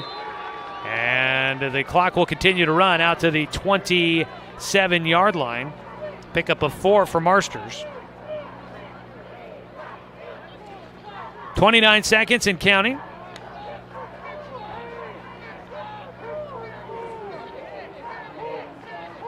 Second down. They got to get the ball to the 49. They're at the 27, so they got second down and 22. Clock, though, winding down to 12 seconds to go. Marsters may need just one more snap here. He'll get it. Fake the handoff. No confusion there. He's going to take it himself. Slips through one. Stays on his feet. Gets out across the 35 as the first half will come to an end. Marsters a 10-yard run to finish it out. That puts him at 161 yards in the first half of tonight's ball game. His 3 rushing touchdowns, they're the difference right now. Roseburg on top, 28-6 as we go to the halftime break. Looking to try and hang on and get a second win in Southwest Conference this season.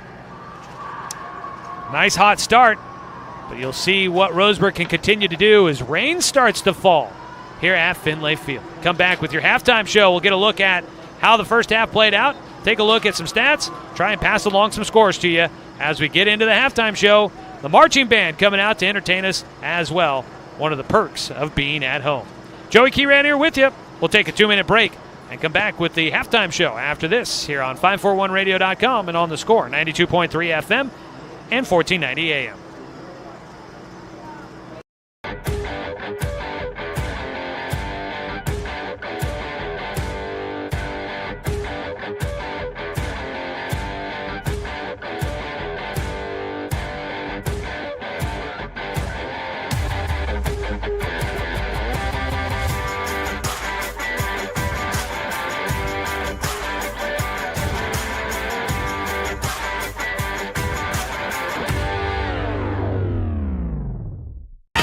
What rhymes with great? Participate. Where does greatness start? Here, in the classroom. On the stage. In the pool. On the field. Where will your greatness take you? To better grades. To more friends. Yeah! Be great. Participate.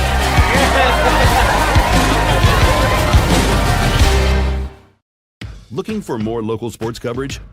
CBS Sports Radio 1490 The Score has you covered. Check out our homepage at 541radio.com for sports stories, scores, and podcasts. And follow us on social media. 1490 The Score is on Twitter, Facebook, and Instagram. And take the station with you wherever you go with the 541 Radio app. Download the app in your smartphone's app store and get access to a live stream of the station, sports stories, podcasts, and easy messaging with the station and others. Hi, my name is Tiffany Parker, and I have been a part of the Roseburg community for my entire life. I am devastated to tell you that just shy of a week ago, I lost someone dear to me, a very special family friend, to COVID-19. I realize that the topic of vaccination is a sensitive one. It's a very personal choice. I just urge you to make this decision as soon as possible before it's too late to do something about it. What on it?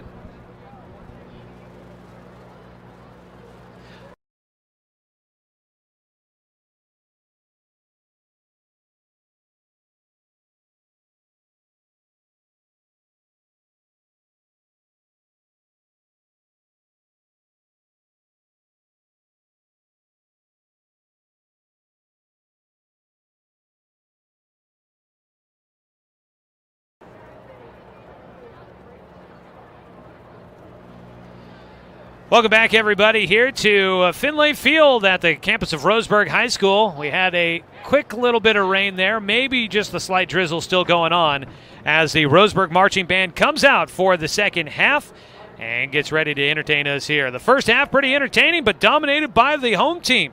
The Roseburg Indians holding on to a 28-6 lead here at the break is Colton Marsters once again leading the way as Roseburg jumps out to a big lead. Recapping the first half for you. Marsters actually leading him down the field on the first drive. Looked like he got tackled onto the football, maybe knocked the wind out of him. Had to go to the sideline for one play. That put Dominic Titone at quarterback, and he scrambled in for a 1-yard touchdown run to get Roseburg their first score of the night.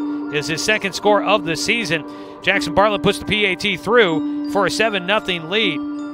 North Medford's first possession, they end up going 3 and out. Roseburg gets it. They go 3 plays, 55 yards. It was a 51-yard run by Colton Marsters to put Roseburg up 14-0 on the Bartlett PAT. Another punt on North Medford's second possession of the game. Gave the ball back to Roseburg. And this time, aided by a few penalties by North Medford, Roseburg goes 10 plays downfield, made it a 77-yard drive, And it was capped off by a Colton Marsters 1-yard run, another Bartlett PAT, and it was 21-0 Roseburg in front at the end of the first quarter. In the second quarter, both teams really not finding their offensive rhythm, but Roseburg would add another score.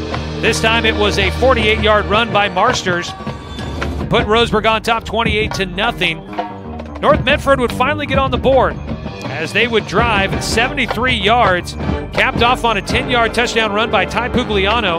A PAT was blocked, and Roseburg hangs on to the 28-6 lead here at the halftime break. Roseburg looking to stay undefeated on the season, go to 6-0 on the year, and go to 2-0 in conference play. North Medford looking for a second-half rally, down by 22 at the moment. A win for them would put them at 4-1 and 1-0 in conference play as they start out with their first SWC game here tonight. They've got work to do in the second half, but they started to show a little bit of life there as we went into the halftime break. So we will watch to see how the second half gets underway. North Medford will be receiving the football to start the second half. We'll take another 2-minute break here during the halftime show, and we'll come back with a look at some of your individual statistics. But as we go to the break, let's go ahead and listen here real quick to a little bit of the Roseburg High Marching Band before we send it to our next break.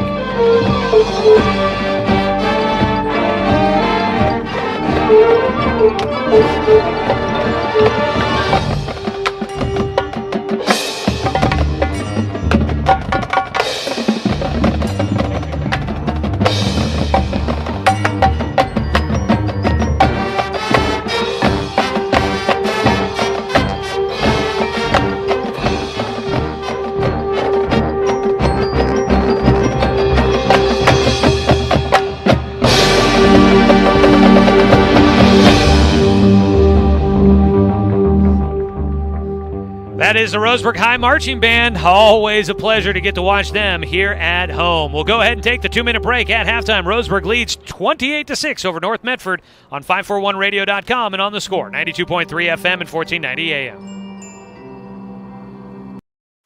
Hey there, sports fans. Thanks for watching this local sporting event online at 541radio.com.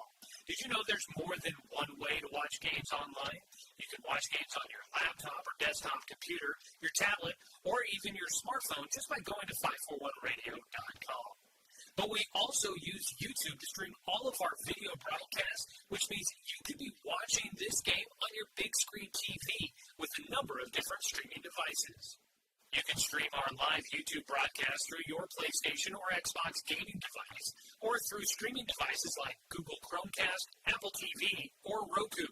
There's plenty of ways to follow this live local sporting event. Plus, you can find past events archived on 1490 The Score's YouTube channel. Find us on YouTube and subscribe today to keep up with the latest in local sports coverage.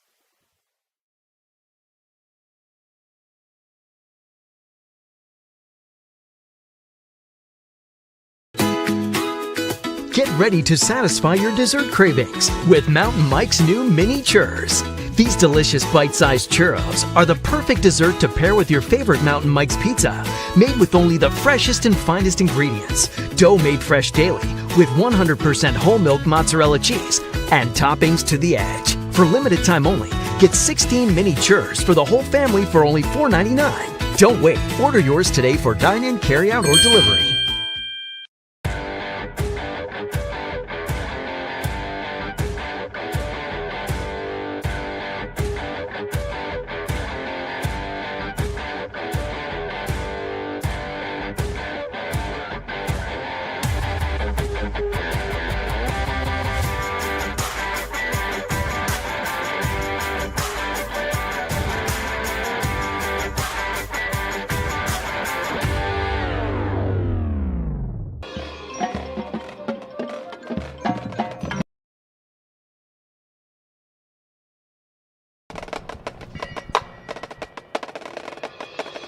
The marching band still performing here at halftime. Boy, so much fun to watch them.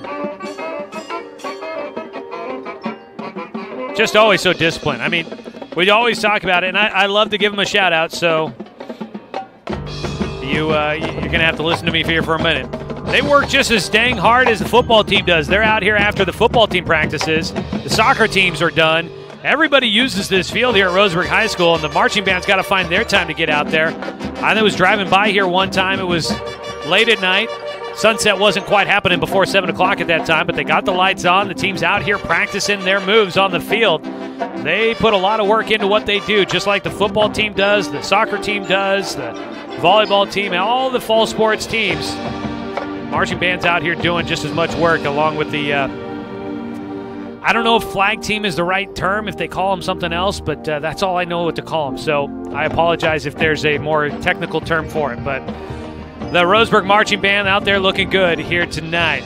Taking a look at some scores, or excuse me, some stats from the first half of this one here tonight. Passing here tonight, 12 attempts in the first half for Mason Warren and the North Medford Black Tornado. 4 for 12 through the air for Warren. He's got 41 yards passing. The longest goes to Ty Pugliano for 19 yards on a screen play. A 13-yard catch for the sophomore. That is Connor Cicero. Also a 5-yard catch for A.J. Pugliano, and Alex Angelo has a 4-yard catch. On the ground, Ty Pugliano with 6 carries for 40 yards. Angelo had 2 carries for 7, and Mason Warren has been hit behind the line a couple of times. He's got a total of -2 yards in the first half. For Roseburg in the first half, just 1 of 5 through the air for Colton Marsters, a 29-yard completion to Logan Klopfenstein on a nice diving grab. So they haven't really been passing well. That's nothing new for Roseburg. They don't necessarily pass a whole lot, averaging only 110 yards through the air. But they don't really have to do it when they average 300 yards on the ground, and already they've got a 100-yard rusher on the night. Colton Marsters, 15 carries, 161 yards, 3 touchdowns, 51, 1, and 48-yard touchdown runs. Also, Caden Eckel nearing 100 yards for a 6th consecutive game. He's got 94 yards on 12 carries, still without a touchdown, though, here tonight. Dominic Totone had a touchdown run, the first of the game for Roseburg. He's got just the 1 yard. Logan Klopfenstein, a 3-yard carry, and Knox Edward came out for 2 carries, 5 yards on the ground for him. Roseburg cheerleaders will head out on the field for their performance here coming up next. That is a look at your stats from the first half of tonight's ball game. It has definitely been a Roseburg lean the first half, but it's going to be interesting to see how the second half goes as they try to take away what Roseburg's been doing well. We saw them slowing down Roseburg's offense. North Medford able to get Roseburg to punt. They did give up a touchdown in that second quarter, but then in that final drive of the second quarter for Roseburg going into half, Roseburg really having to work for their yardage. So we'll see what adjustments are made at halftime. Can North Medford find a way to slow down Roseburg's offense? Still plenty of time in this game. We saw Roseburg take a 21-0 lead in the first quarter. They put up 3 touchdowns. That's all it would take to get North Medford back into this one. So Roseburg's defense going to have to continue to stay on it and got to keep the pedal to the metal on the offensive side of the ball. Roseburg 1 half away from going to 6-0 on the season and trying to get a win over North Medford for the first time since 2018. We'll go ahead and take another 2-minute break. When we come back, we'll try and get you some scores from around the Umpqua Basin and the Southwest Conference. We'll have that for you when we return. This is Roseburg Football, streaming on 541radio.com and on the Score, 92.3 FM and 1490 AM.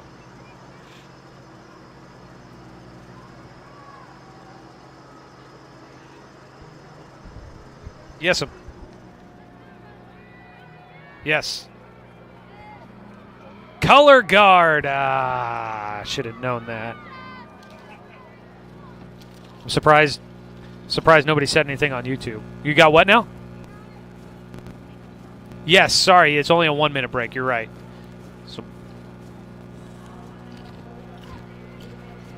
it's okay.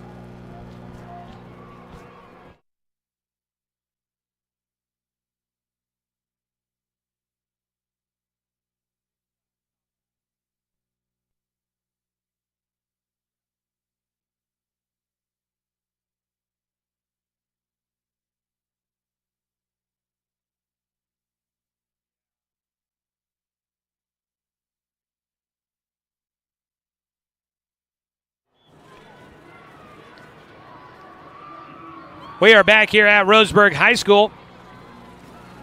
Tonight, the Roseburg Indians taking a 28-6 lead in the first half against the North Medford Black Tornado.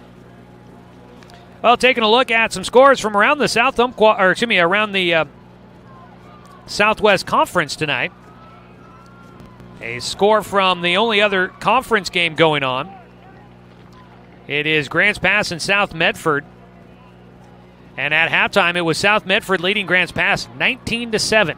Your score at the halftime break there between the Panthers and the Cavemen. South Medford and Grants Pass both looking for their first wins of the season in conference play. South Medford looking for their first win of the season overall. Also, Sheldon is hosting David Douglas tonight in Eugene. A final score from a game earlier in the Umpqua Basin, the Oncala Eagles taking down Gilchrist 52-0. And some of your other other games that were going on here tonight. North Douglas is at Riddle tonight. They kicked off at 7 o'clock. Elkton's at Prospect Charter. Those are 6-man football games. So was the Oncala Gilchrist one. That one kicked off at 4. Big one going on at Cresswell. So if anybody knows somebody that's got a score on the Oakland Okers and Cresswell Bulldogs, that one kicked off at 7 o'clock there. Big one for Oakland. We talked with Jaden Henry and Baker Brooksby from Oakland on DC Sports Spotlight on Wednesday night out at Mountain Mike's Pizza. And let me tell you, it was fun to talk with those guys. Great couple of interviews. It's a good Oakland team. They just have got to find a way to put all the pieces together. They've got 3 losses on the season. All 3 of those losses have come by 8 points each. So they have been close, but they got to get over the hump and stop hurting themselves with penalties. So I'm intrigued to see how that one goes. If Oakland wants to make a run to the postseason, they got to start putting together some wins. That's going to be a big one there for them up in Cresswell. So those are some of the games we're watching here tonight. Coming up this weekend, you've got around the Umpqua Basin. Tomorrow, South Umpqua is playing against Burns. They're going to be in Bend at Caldera High School. And Douglas is hosting the Napa Loggers as they make the long trip down from the northern Oregon coast. Last night, it was Camas Valley defeating Mohawk 34-20. That game played in Marcola. And then games that were canceled this week, Sutherland football was scheduled to take on Onalaska, Washington. That game was going to be played tomorrow.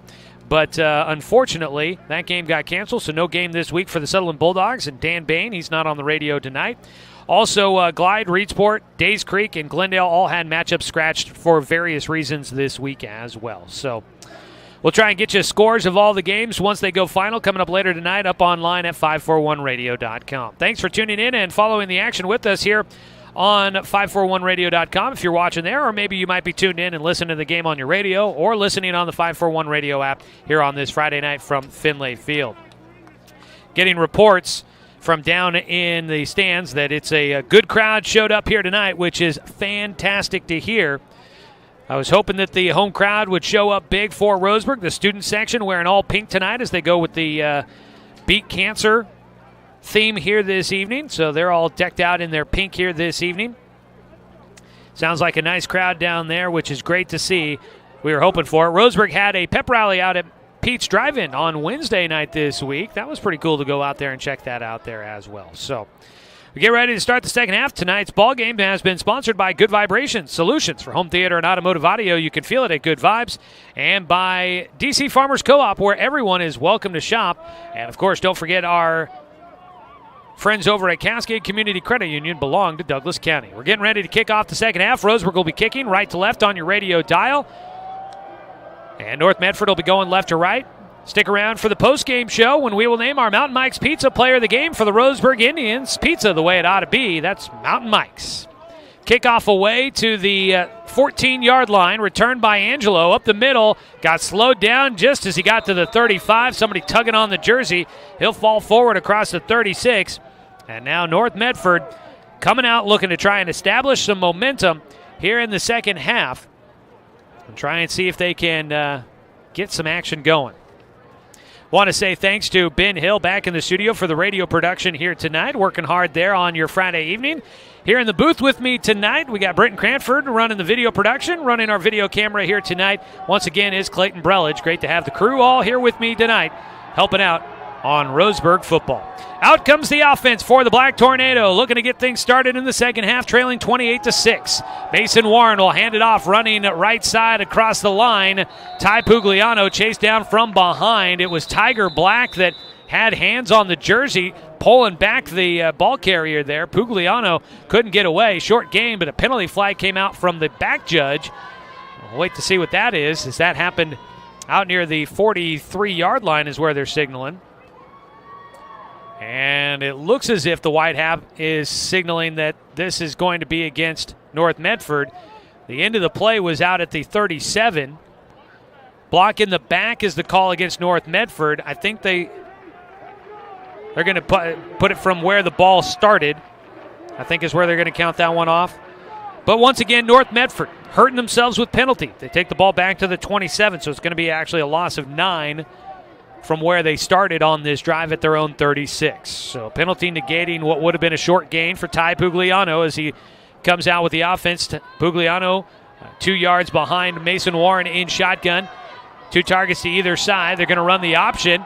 Cutting back to the middle of the field. Penalty flags are out. Pugliano goes from the far side of the field all the way back to the near side of the field. He ran from the far hash mark all the way back to the near sideline. He got out to the 34-yard line. It would be a pickup of about 7 yards if it stands, but another penalty flag out. And that can be what happens when a back cuts back against the grain like that, is sometimes guys get caught out of position. So the penalty is going to be against North Medford, and they're trying to ask whether or not Roseburg wants to move them back even further, and they will. So looking to establish some momentum. North Medford shooting themselves in the foot with a couple of penalties.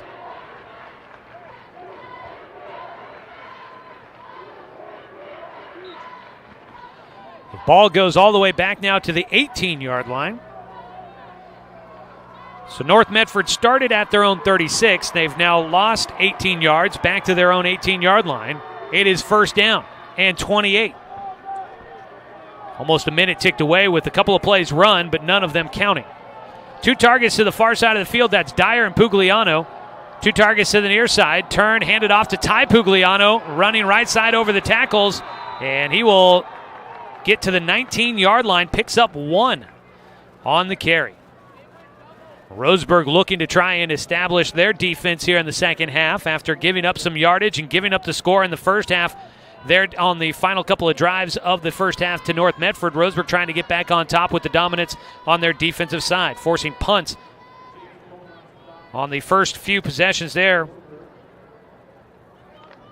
The first 4 possessions for North Medford ended in punts. Their 5th finally found the end zone. Roseburg trying to get back to the early going with their defense. 4-man front, looking to pass. Quick pass out into the flats. Caught. Angelo weaving his way, bounced off of one of his own teammates, got to about the 25. That's a pickup of about 6. So not a lot there for him, making the catch. Angelo's second of the night. He's got 10 yards through the air, but it's now third down, the ball at the 25. They've got to get it to the 46. Third down and 21. Opening drive of the second half for the Black Tornado. Good contingent coming up from Medford here to watch tonight over on the far side. Have not had a ton to cheer for so far with their team. Looking to get it here. A lot of time to pass. Going to loft one up. A duck downfield. Caught. And a penalty flag out as well. Caught by Bryce Dyer. A jump ball on a ball down there. But there was a lot of hand fighting. I'm curious to see. I'm going to guess it's against Roseburg, but maybe could be in a jump ball scenario against the offense. The ball got to the Roseburg 39. It's going to flip the field if it stands.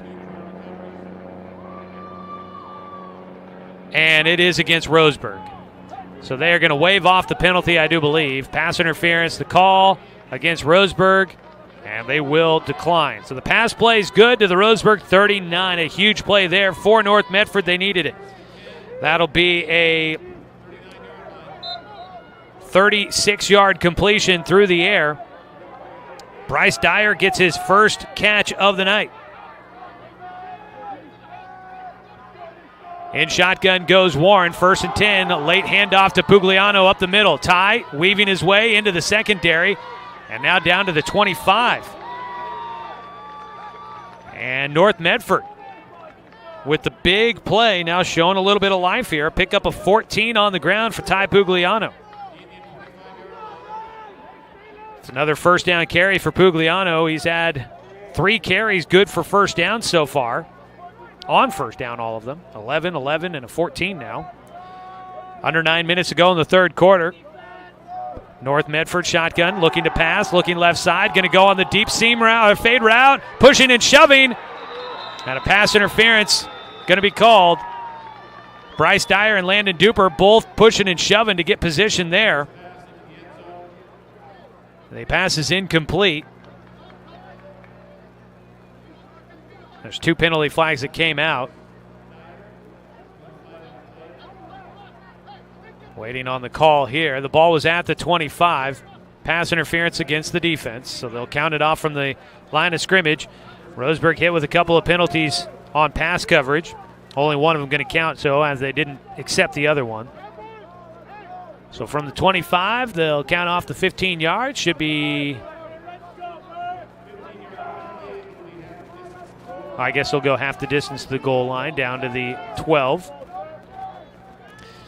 So marching into Roseburg territory, here comes North Medford. I knew they wouldn't be done just yet. Not going to roll over and take a 28-6 halftime deficit. They're going to fight to try and get back. They spread Cicero and Angelo to the right, Dyer to the left, tied into the left of the formation, staying into block, rolling to his right, throwing back to his left. It's A.J. Pugliano out there. One man to beat, and he will not get away from Dawson Gillespie. Here comes the rest of the defense. Down to the 10-yard line. Nice open field tackle by Dawson Gillespie. They'll stop him at the 9 is where they'll officially put A.J. Pugliano on his second catch, a pickup of 3. That'll be second down and 7. Going to the passing game, which has been the bread and butter for North Medford this season, with their big targets, Bryce Dyer, 6'5", A.J. Pugliano, 6'4". Connor Cicero, the sophomore, he's 6'2", a couple of big sophomores for this North Medford team.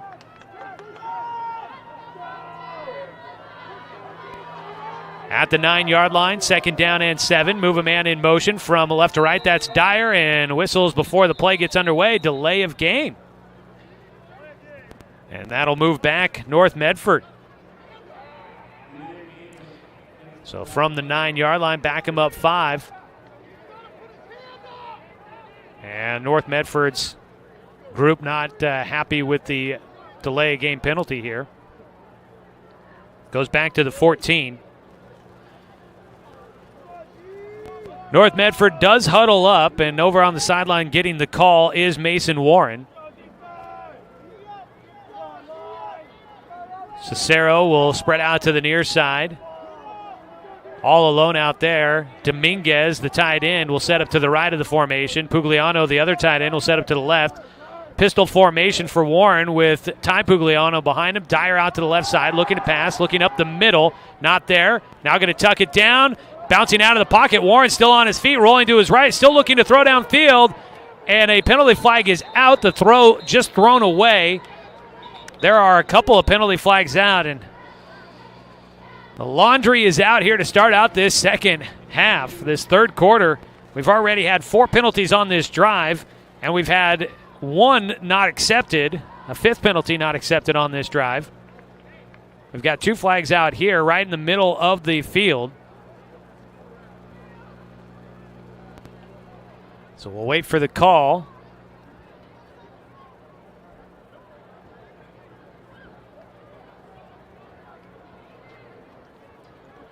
Here comes our white hat. 2 penalties. An illegal man downfield for North Medford. That penalty is declined.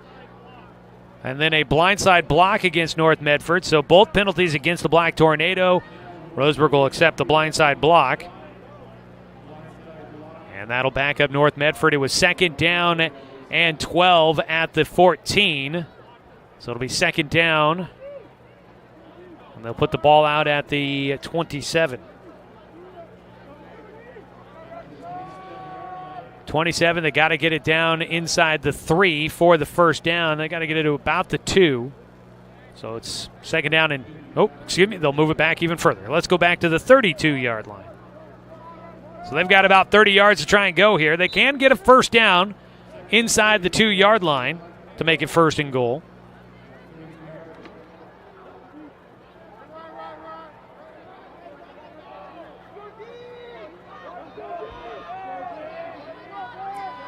Second down and long. Mason Warren looking to pass. 2 targets to his left, looking to go down that way. Going to head to the end zone. Tip ball up and out of the hands of Bryce Dyer. Good coverage out there by Colton Marsters. Step for step with Bryce Dyer. Colton Marsters, if I'm not mistaken, I believe he is a jumper on the track team as well. Might get out there and do some high jump or something like that. I think he does that. We know he's a sprinter as well. But he's using his 6'4" frame. I think that's what they've got him listed at. 6 foot tall for Colton Marsters, going up against 6'5" for Bryce Dyer. The incompletion stops the clock with 7:36 here in the third quarter. Opening drive of the third quarter is eating up a lot of time for North Medford. They trail 28-6, facing third down and 30. Got to get it to the 2 for a first down. 4-man rush for Roseburg. And sack in the backfield. It's Tiger Black coming up with a big play.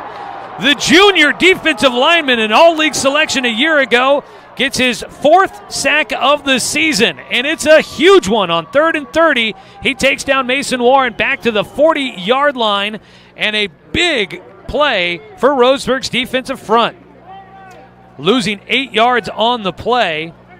It'll set up 4th down and 38. And I don't think if it was 4th down and 10 from this spot, they may go for it. But 4th down and 38, North Medford brings out the punt unit. Now keep an eye on anything tricky.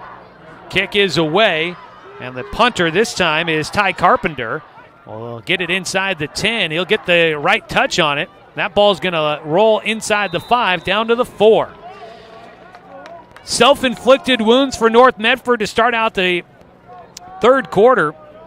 Roseburg holds them to a punt. Roseburg will get trapped on their own side of the field at the 5-yard line. But what works in Roseburg's favor, almost half the third quarter ticked away on that opening drive alone. 6:43 to go. So that was what? 5 minutes and 17 seconds on that drive for North Medford, and they come away with no points. Now Roseburg will get it with Colton Marsters leading the things out there. He'll keep it himself, running right side and taken down by Eric Santa Cruz. Said his name a lot up there on the front line as he gets up celebrating the tackle, stopping Marsters out at the 9-yard line, a pickup of 4. Colton Marsters trying to lead this Roseburg team on a long drive. If they can put in some points here, they may be able to start salting this one away.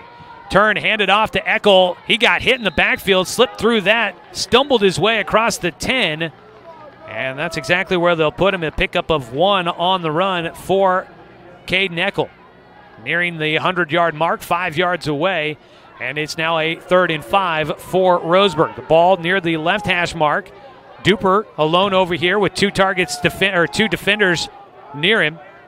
They're going to spread out 3 to the wide side of the field.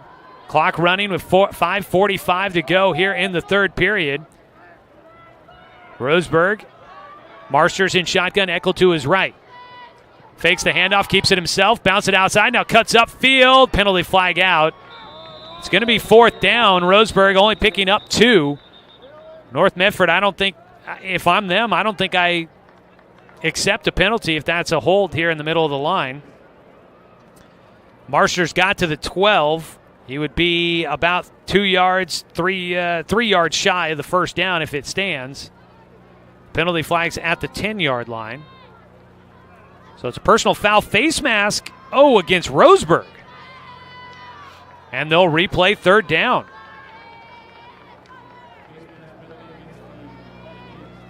And I'm looking to the far sideline. The coaches over there are not happy. I think they would prefer to not accept the penalty. And they're asking if they get to choose on whether or not they accept the penalty. Roseburg would get another look at it here from the 5-yard line if they don't get to. And if I'm North Medford, with how dangerous this Roseburg offense can be, you don't want to give them another shot to try and convert on 3rd down, even if it is a little bit further to try and convert. The White Hat will go over to talk with Nathan Chin, the head coach in his first year with North Medford. And we'll see if they change this up here. The ball should be at the 12. And I think we're going to get them declining this penalty. The face mask, they're going to decline it. So the run goes, they're officially going to put it at the 11. I think they earlier had it at the 12. But the run goes for a yard for Colton Marsters after we figure all that out. And Roseburg's punt team will come out onto the field. Roseburg, the clock should still be running. Should wind it here. There they go. 5:32 and counting. Roseburg will be punting from in front of their own end zone. Dawson Gillespie heels on the goal line.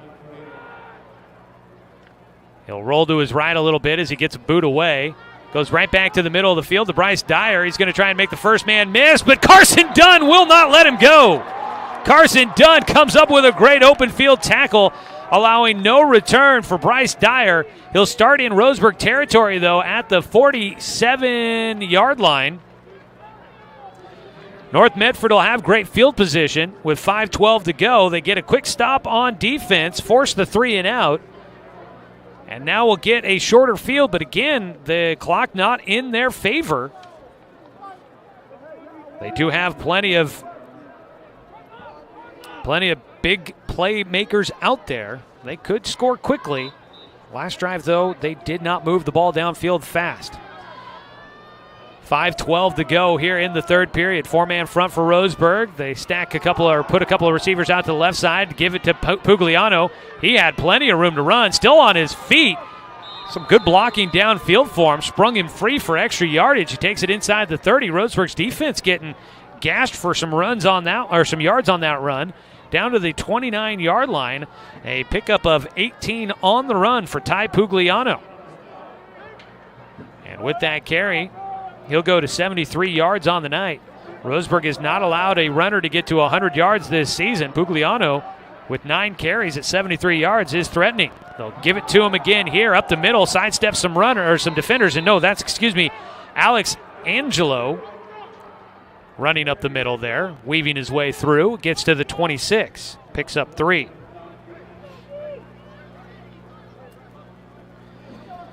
Clock is down to 4:39 here. Third quarter. Way off on that one. Down to the 26 is 2nd down and 7. Roseburg watching as up the middle. The running back will weave his way through. And they're going to push the pile inside the 10. Second effort here for North Medford. They're trying to show some strength. It is Waiolua that runs that ball. Waiolua gets it inside down to the 8-yard line. They'll give it to him again. Makes a cut, gets to the 5. They're trying to push the pile some more. Going to blow a whistle here, and now they will. The ball gets down to the 5. So on a couple of carries for Waiolua, he's going to move him down to the 5-yard line. It'll be first down. I think it should be 2nd down and goal from the 5.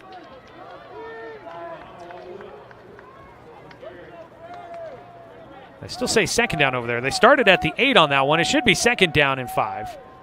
Or 2nd down and goal from the 5. That's what the scoreboard says. The sticks are different. Right up the middle, does not matter. Mason Warren will waltz right into the end zone. And the quarterback has the touchdown run from 5 yards out.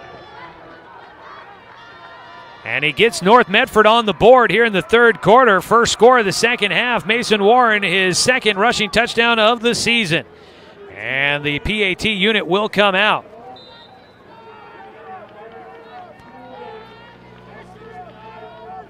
So out to put the PAT through, Brandon Dominguez. Last time got blocked. The PAT this time makes its way through. So with 3:33 to go, Roseburg leads 28-13. Still a comfortable lead at 2 scores, but don't go anywhere.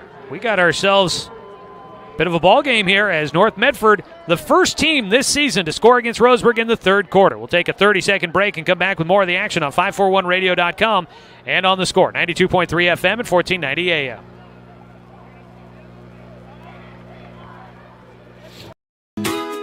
Get ready to satisfy your dessert cravings with Mountain Mike's new mini churs. These delicious bite-sized churros are the perfect dessert to pair with your favorite Mountain Mike's pizza, made with only the freshest and finest ingredients, dough made fresh daily with 100% whole milk mozzarella cheese, and toppings to the edge. For limited time only, get 16 mini churros for the whole family for only $4.99. Don't wait. Order yours today for dine-in, carry-out, or delivery. Well, North Medford will be kicking away after scoring their second touchdown of the game. They trail 28-13 against Roseburg. Indians looking to try and get their offense back on track. They've had a couple of drives stall out for them here in their last couple of attempts. The kickoff goes to the 8-yard line. It's Kloffenstein. Makes his way up the far hash mark. Will get tripped up as he goes out past the 30 to the 34-yard line. Roseburg with the ball in their own territory. Offense back out on the field. Tonight's ball game has been sponsored by Bigfoot Beverages, a locally owned family business, proud sponsor of local sports and focused on community events. And by Dr. Alanson Randall, accepting new patients. Give him a call at 541-378-6694.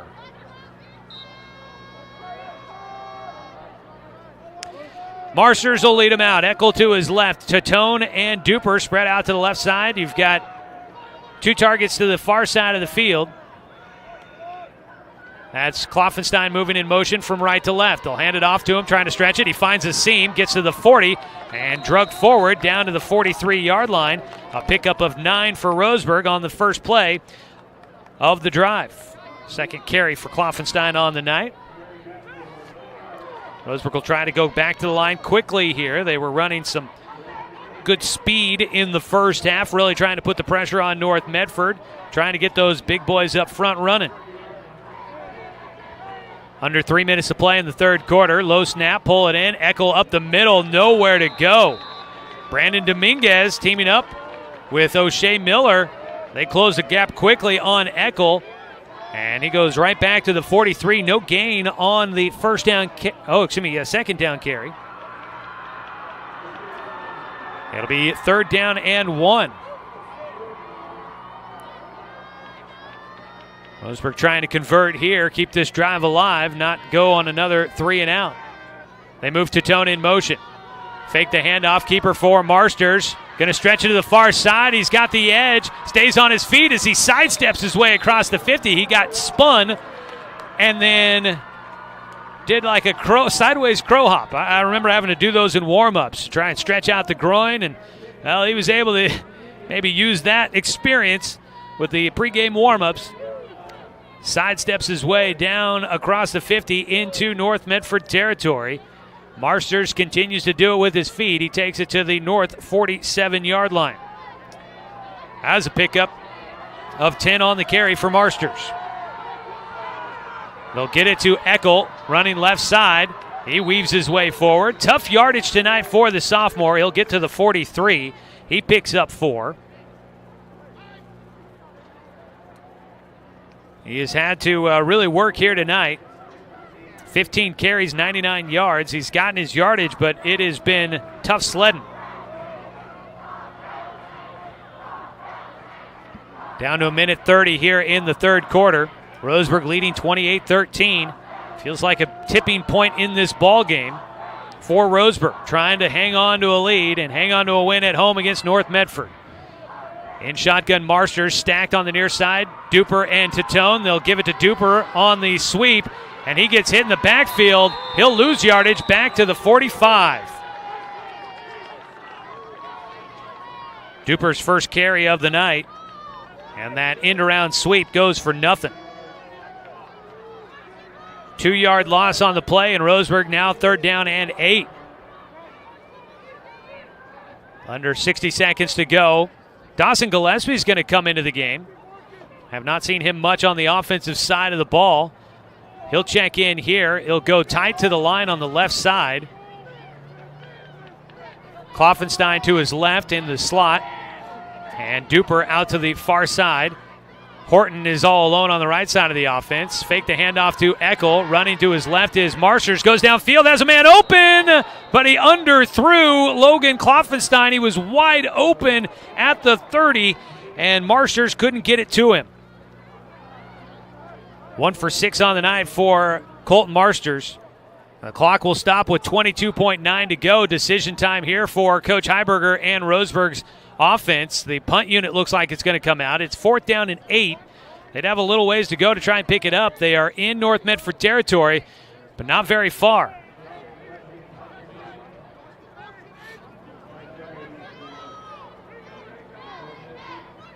Deep to return, Bryce Dyer standing about the 10-yard line. The kick from Gillespie. Wobbly kick, not very deep. It's going to bounce, and it takes a North Medford hop straight to the sideline out at the 22-yard line. So here in the second half, Roseburg's offense stalling out. They've punted on their first 2 possessions. North Medford gets it with 15 seconds to play in the third quarter. They'll start at their own 23 is where they'll get the football. And look out. Big drive coming up here for North Medford. Down by 15 here in the third quarter, just about done. The offense will come back out. Got to be feeling a little bit of momentum on the Black Tornado sideline. Looking to make a ball game of it here. Snap to Warren, turns, hands it to Pugliano. Running left side, gets swallowed up in the middle. Only gets to the 25-yard line, a pickup of 2 for Ty Pugliano. Puts him at 75 yards as our third quarter going to come to an end. 28-13 your score after 3 quarters of play. North Medford owning the third quarter, getting a score on the board. Is there enough time? Yep, there's 12 minutes on the board. A fourth quarter coming up. Only a 15-point deficit for the Black Tornado. We'll have the fourth quarter action for you when we return after this 60-second break on 541radio.com and on the score, 92.3 FM and 1490 AM.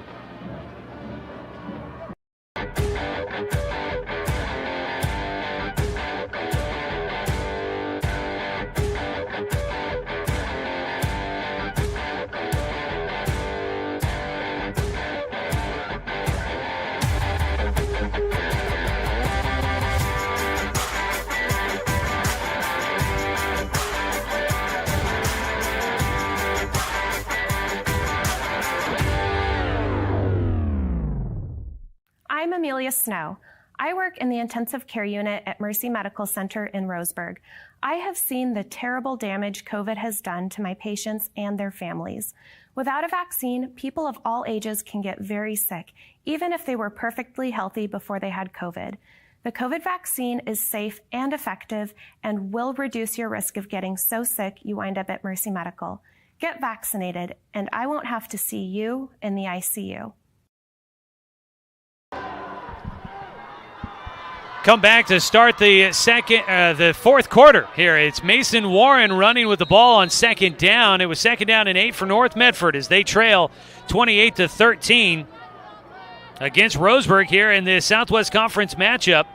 North Medford had the ball, started out at their own 25 on that second down carry, got it to the 30. A run by Mason Warren picks up 5. And it's third down and short. Only 3 yards to go here for the Black Tornado. Roseburg led early 21-0, but they've been outscored ever since 13-7 is a handoff. Pugliano, plenty of room to run, stays on his feet. Now he's got a foot race, a penalty flag out as Landon Duper will take out Pugliano at the 44-yard line in Roseburg's half of the field, but a penalty flag out might bring this one back. Roseburg's defense showing some troubles here against this North Medford offense that has been able to chew up some yardage, especially on the ground, something that Roseburg's done pretty well defending this season. The penalty flag will back them up. I believe they'll get the first down as the ball will go out to, the 37-yard line. They will get.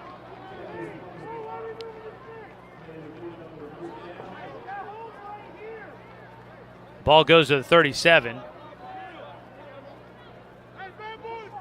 Roseburg arguing why the sticks were moving there. So North Medford penalty, so they stay on their own half of the field. They do get the first down. So the ball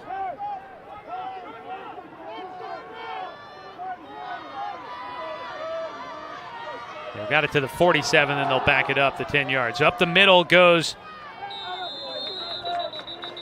the runner, Waiolua. up the middle. He gained short yardage on first down.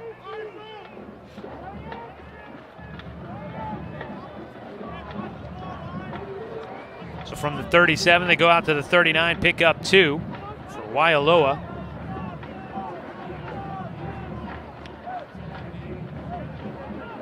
Waialua.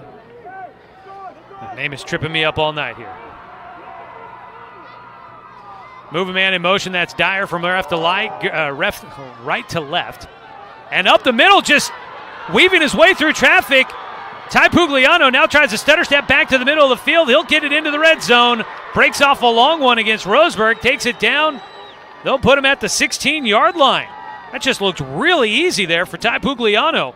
Blockers out in front. He just easily followed right behind him, then broke out into open space. And he will pick up 23 on the ground. He's now at 98 on the night. He is on the verge of becoming the first 100-yard rusher to run against Roseburg here this season. Breaks off a long one. Warren in shotgun.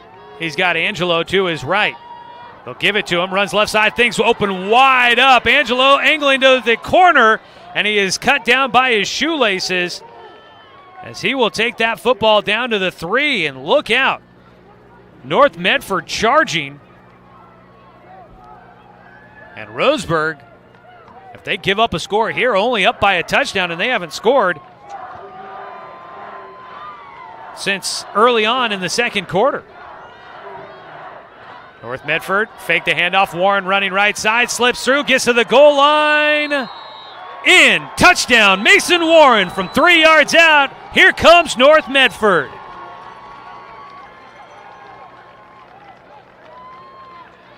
And the Black Tornado, with the score, will draw within 9, pending the extra point. And they'll send the kicking unit out there. A kick here makes it an 8-point game.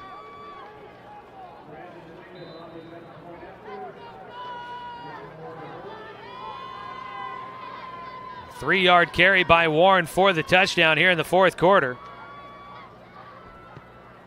The PAT, just sneaks inside the right upright. So the PAT is good. It is 28-20. North Medford on the comeback trail. Early fourth quarter, 9:26 to go. Let's take a 30-second break and come back with the rest of our ball game here from Roseburg High School on 541radio.com and on the score, 92.3 FM and 1490 AM. Deciding where to purchase your next vehicle is just as important as the vehicle itself. At Roseburg Honda, our seasoned staff is dedicated to matching you with the right car. From sales to service, our goal is to make sure all of your needs are met, and you leave our dealership feeling good every time you visit. No need to waste your valuable time driving up and down the freeway when the ultimate car buying experience is right here at home. Roseburg Honda. We treat you like family.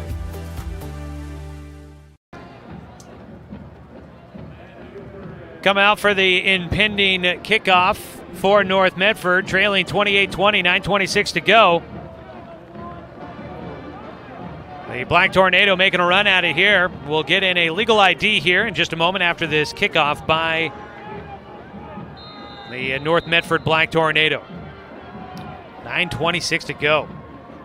3-yard touchdown run from Mason Warren. His boot will kick it deep to the 14-yard line. Kloffenstein will take it up the middle, got spun, stays on his feet, gets to the seam. He's got a chance at another one. He's open. No one's going to catch him. Look out. Logan Kloffenstein will take it in, and a penalty flag out on the near sideline.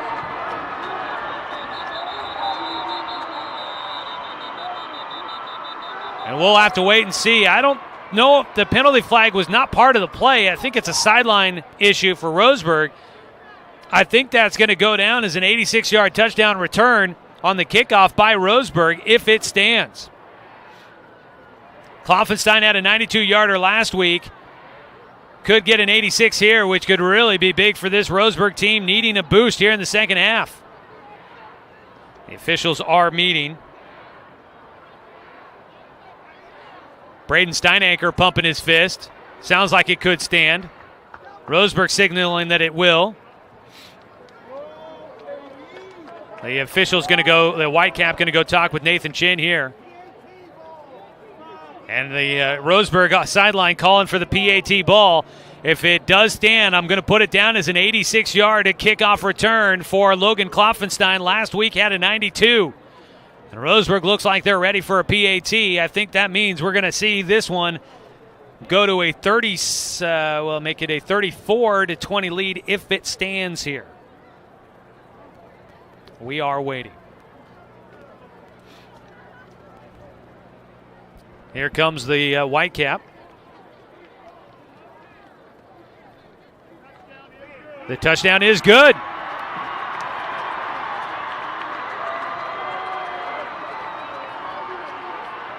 It's an unsportsmanlike penalty on Roseburg's sideline. It'll be enforced on the kickoff. So Roseburg gets the 86-yard kickoff return for a score. Second of the season for Logan Klopfenstein to tone out the hold. Coleman the snap and the kick for Jackson Bartlett here to try and make it a 35-20 lead. Roseburg trying to stretch it back to 2 scores. And it'll be a 15-point game on the PAT. Roseburg gets a little bit of momentum back on their side. A big return from Logan Klopfenstein. It's 35-20. Roseburg in front with 9:11 to go in the fourth quarter. Let's keep it right here. Let's go ahead and pause 10 seconds for station identification. This is Roseburg football on The Score.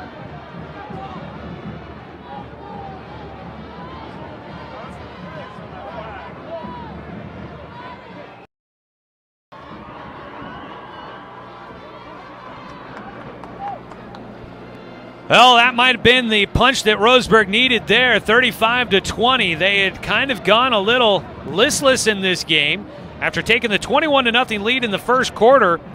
Since then, Roseburg had been outscored 20-7. Roseburg got it out to a 28-0 lead. So I guess that would make it 20 unanswered points by North Medford. Got them back within a touchdown.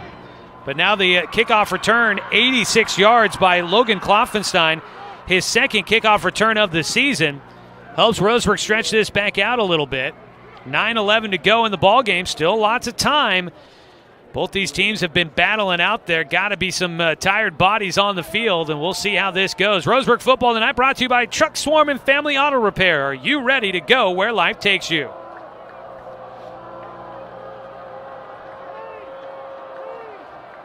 And the kickoff, Roseburg was set, but now the officials are, I think, finishing talking with Nathan Chin and the North Medford sideline. Roseburg having to kick off from their own 25 on the penalty.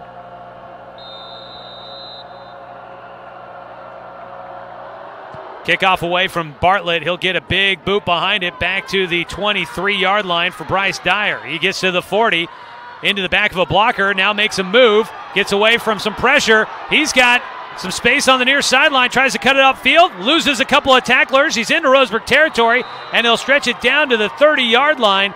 And North Medford in Roseburg territory will start at the 31 on a big return by North Medford's Bryce Dyer from the 24 to the 31. That is a 45-yard return for Bryce Dyer. The offense back out there for North Medford, trailing by 15, 8:56 to go. Roseburg looking for a big stop. Tonight's game has been sponsored by Barnes Heating and Cooling, your complete energy company. Visit barnesheatingandcooling.com or call them at 541-459-1545. Tied into the left, got the kind of in an H-back spot, A.J. Pugliano to the left as well. Looking to pass, rolling to his right is Warren. Going to go deep downfield. That ball towards the sideline and well out of bounds. And a late penalty flag out as Braden Steinacre, a late hit on the quarterback, and is going to be called.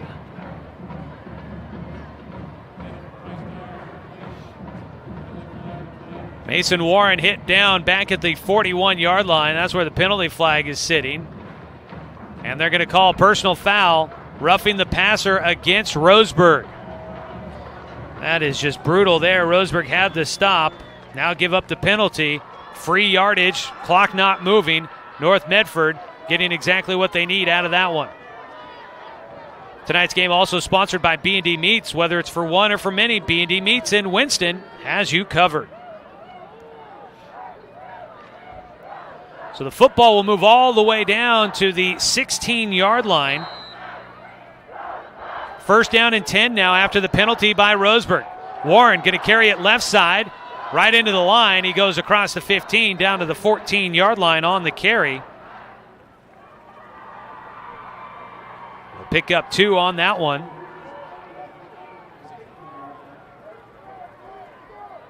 Roseburg or North Medford does have a 100-yard carrier tonight. Ty Pugliano over 100 yards.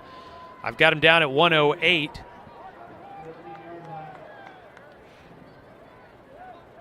So that is the first runner to break the century mark against Roseburg's defense this season. They'll set up with a double tight end formation. Pugliano, Ty Pugliano to the right. He gets the handoff on the draw up the middle. Slammed down just shy of the 5-yard line. It'll be third down and short for North Medford at the Roseburg 6.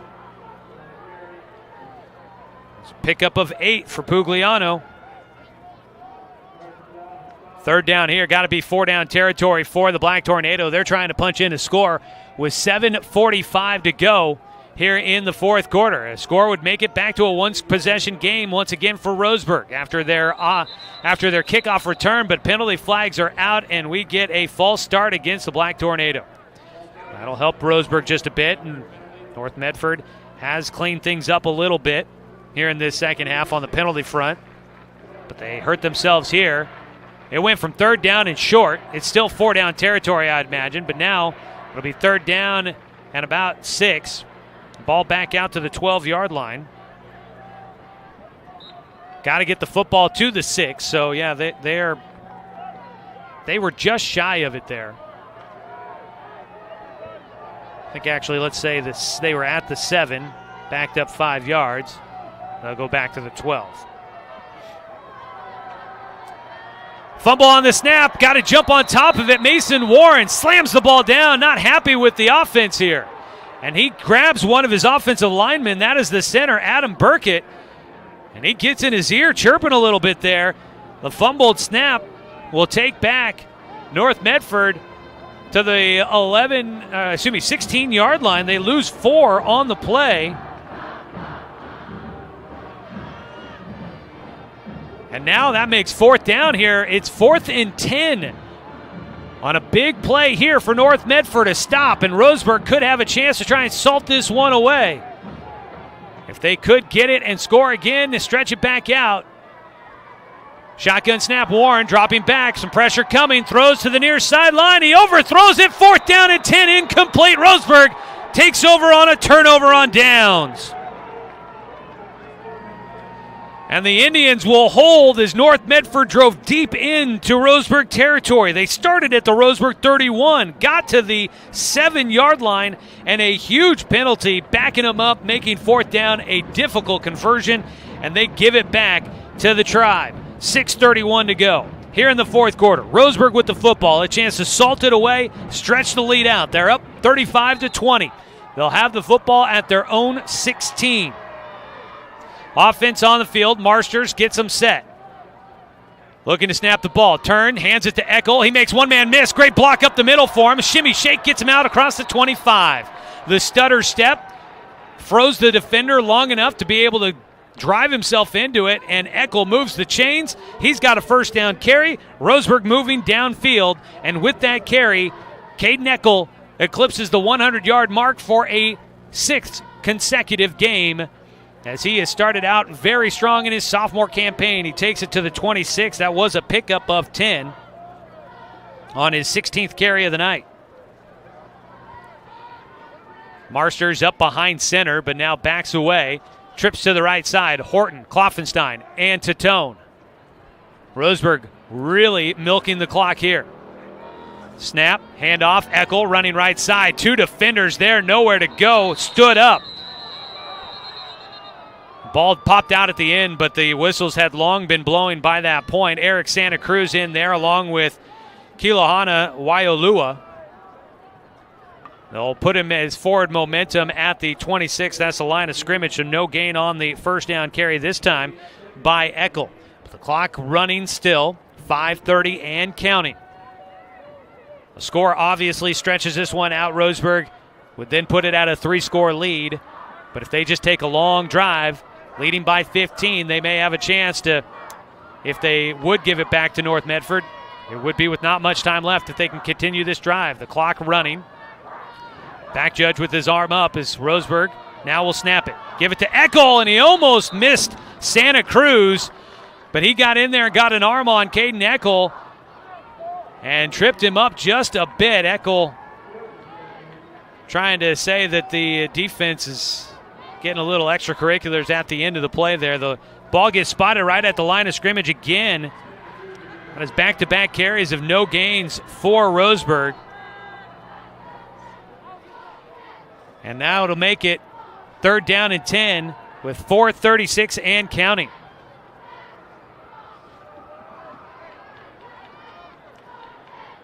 Roseburg's going to let the clock tick down here. They'll huddle up. And now whistles. Roseburg's going to take the timeout. 4:23 to go in the ball game. Big 3rd down here. If Roseburg can move the chains, they really will wear out the clock here on North.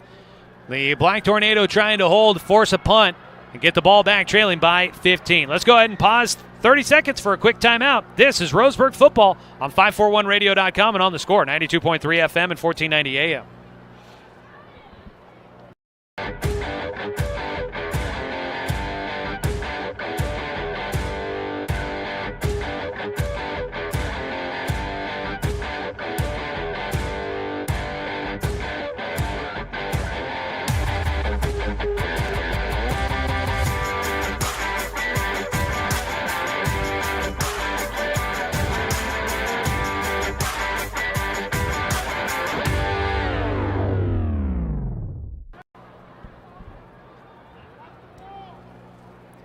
Big 3rd down coming up here for Roseburg football as we welcome you back to Finlay Field. Tonight's game has been sponsored by Tim's Appliance and Mattress at the corner of Lane and South Stevens in Roseburg. 0% financing is always available. And by Roseburg Honda, buying a car can be a hassle, but at Roseburg Honda it's different.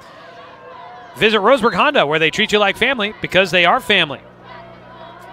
3rd down and 10. Roseburg has to get it to the 36-yard line to move the chains. If they can, they have a chance to try and continue to wear this clock down to a point where North Medford may not have enough time for the comeback. But they've got to convert here. Running the ball is Marsters. They get him out around the edge. He gets to the 36. He stretches forward to the 37. 1st down carry for Colton Marsters, and Roseburg will hang on to the football. A huge carry by Marsters. The 11-yard run will put him at 187 yards on the night. He had the 3 first-half touchdowns. Roseburg so far, just 1 score in the second half on a kickoff return by Klopfenstein. The offense, meanwhile, has stalled out a bit, but they're looking to try and salt it away here, down to 4 minutes to play. A win here puts them at 6-0 on the season and 2-0 in conference play. 3-man front for the Black Tornado. And a penalty flag going to come out for the delay of game. There's milking the clock, and then there's taking it to the extreme. Roseburg with the penalty. 3:49 to go. The ball will back up to the 32-yard line. 5-yard penalty. Stick around for the post-game show. We'll recap tonight's game. We'll try and get you other scores from around the area and games of note. We'll get you some stats, and we'll name tonight's Mountain Mike's Pizza player of the game as well.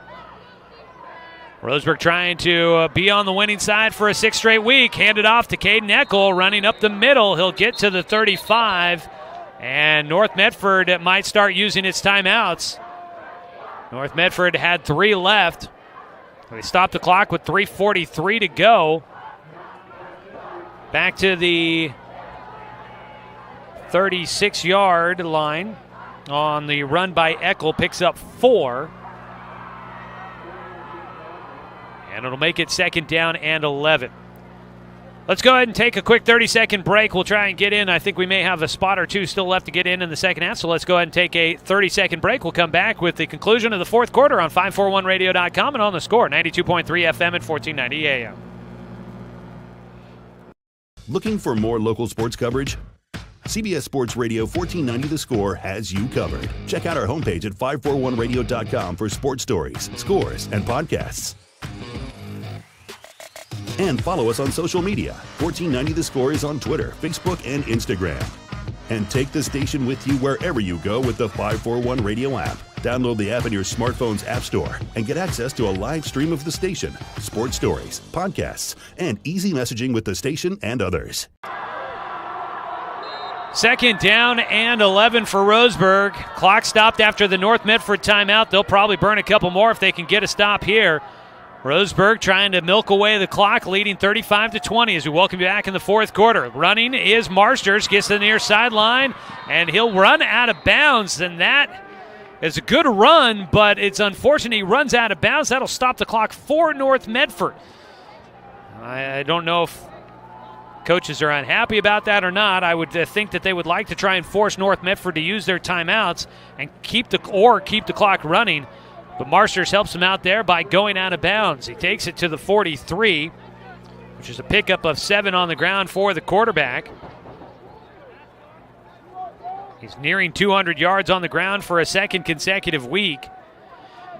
Marsters in shotgun will move around Caden Eckel. They bring in Gillespie, H-back to the left of the formation. Kloffenstein and Duper out that way, Horton to the right. And movement by Roseburg, a penalty flag.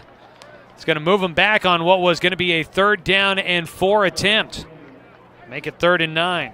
Roseburg, a couple of penalties here on this drive. Not an ideal time to have that happen. Puts them back at the 38. Can they convert again here? If they convert here, I think you're going to see a quick timeout by North Medford. Actually, I think no matter what, after this play, you might see a quick timeout by North Medford. 3:37 to go. They want to get the football back, and they need 2 scores to get back in this game, trailing by 15. Marsters looking to the sideline, waiting for the call.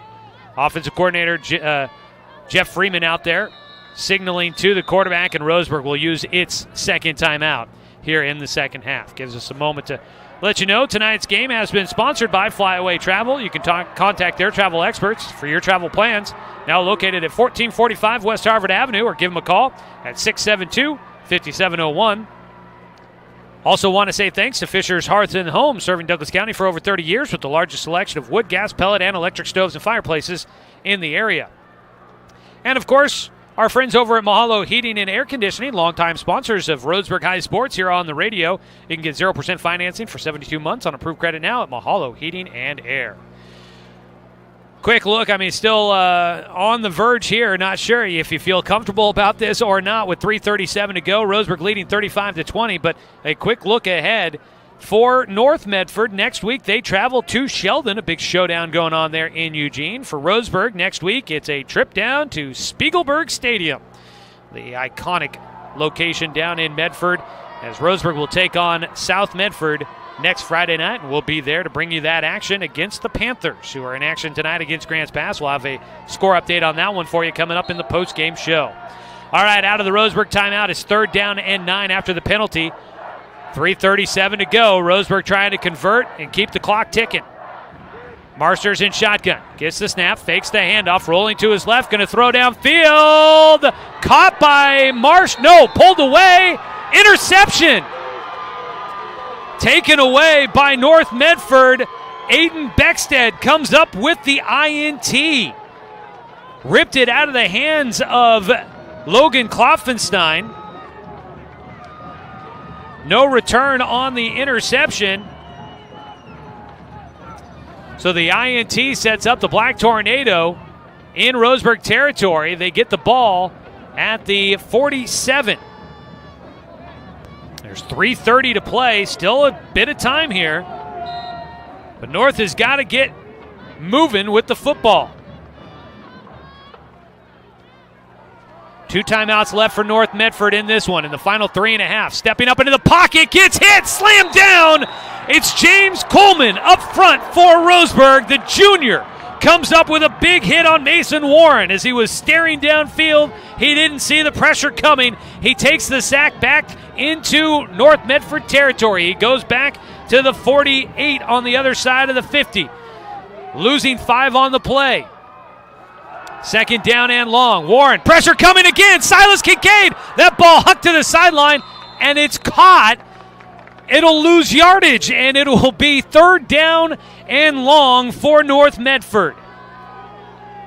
Kincaid with the backside pressure, forcing that throw to the far sideline.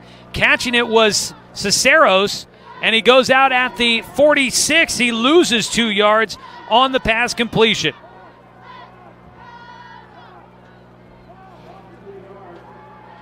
It'll make it 3rd down from the 46. They have got to pick up 17 here. 3rd and 17. Dropping back to pass. They're looking to set up the screen. Pugliano has it and immediately hit at the 45. They'll give him the 46 as he gets back to the line of scrimmage. And Ty Pugliano goes nowhere on 3rd down. And it's 4th and long with the game on the line for the Black Tornado. And they're going to have to go for it here, you would think.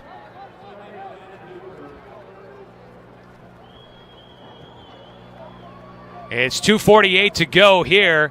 Timeout taken by North Medford. They've got 1 left. They trail by 15, and their game's on the line here. 4th down from their own 46. 17 yards still to go. Roseburg trying to hold on. Look, I think we got a little too comfortable, all of us, myself included. After a 21-0 lead in the first quarter, 28-0 in the first half, it felt like it was another runaway for Roseburg. But I think we all were kidding ourselves if we didn't think North Medford would put up a fight in this one, and they have. Their hopes, though, of a comeback hanging on this 4th down attempt. They've got the ball on the right hash mark at the 46. Got to get it to the Roseburg 37. Looking to pass. Warren, time, goes left side. That ball picked off by Marsters. Nobody out in front of him. He races to the 30. He's got to beat a few guys. A couple of moves. Gets hit from behind and take it down to the 10. Colton Marsters with his first interception of the season. Returns it and takes it to the 10-yard line. And Roseburg looks like they've got a victory within their grasp. Mason Warren lofted that one up downfield, will throw the interception. And Marsters makes up for his interception thrown on his last possession. And he will give Roseburg great field position with 2:34 to go in the ballgame. And it looks like the Tribe has a chance to hang on against North Medford. A win here would be the first against the Black Tornado since 2018. And Roseburg has a chance to go to 6-0 if they can keep the Black Tornado from pulling off any sort of miracle here down the final stretch. Both teams with a turnover in the ballgame. And Roseburg short a player on the field. And they will send in. And Roseburg's got to burn a timeout. Tiger Black was getting a water. He was busy getting hydrated, and they were missing him out there on the field. So Roseburg burns its final timeout here. Roseburg leading 35-20, and thanks everybody for tuning in for tonight's broadcast. We'll remind you that this evening's game has been sponsored by Good Vibration Solutions for home theater and automotive audio. You can feel it at Good Vibes, and by DC Farmers Co-op, where everyone is welcome to shop, and by Cascade Community Credit Union, belong to Douglas County.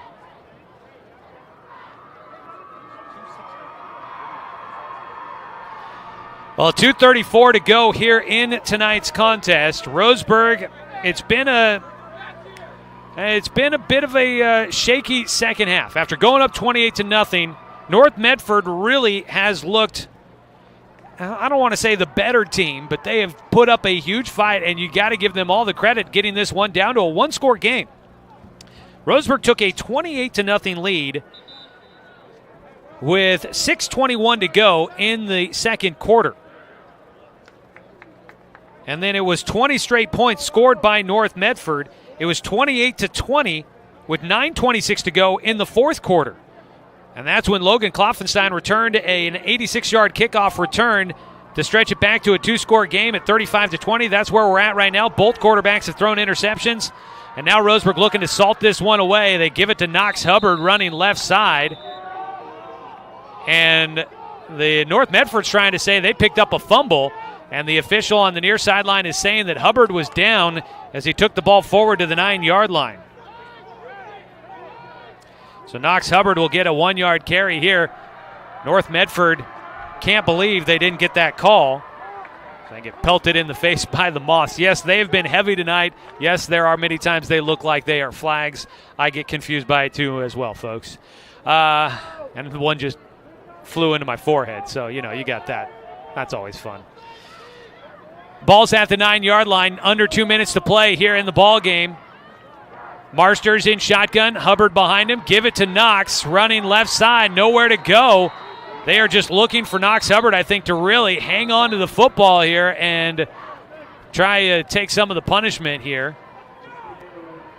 Not on the trainer's table or anything. Caden Eckel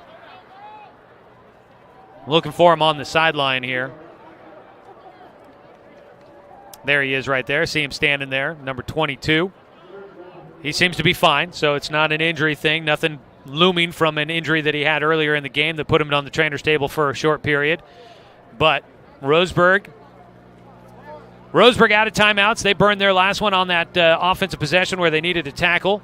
Now North Medford burns their final timeout. Neither team with a way of stopping the clock with the timeout left in this ball game. North Medford trying to see if they can maybe force Roseburg into their first field goal attempt of the season. But even a field goal here with 1:40 to go would stretch it to an 18-point game. That's 3 scores, and as much as I never want to assume anything, 18 points, 3 scores feels like a lot in the final minute and a half of a ball game. Roseburg has the ball at the 11. They lost 2 yards on that last run by Hubbard. They'll set up. Hubbard still in the game. Marsters headed out there is with them. A couple of seniors in the backfield. Seniors on the right side, Kloffenstein and Horton. A couple of seniors on the left side, Tatone and Duper. Clock stopped after the timeout.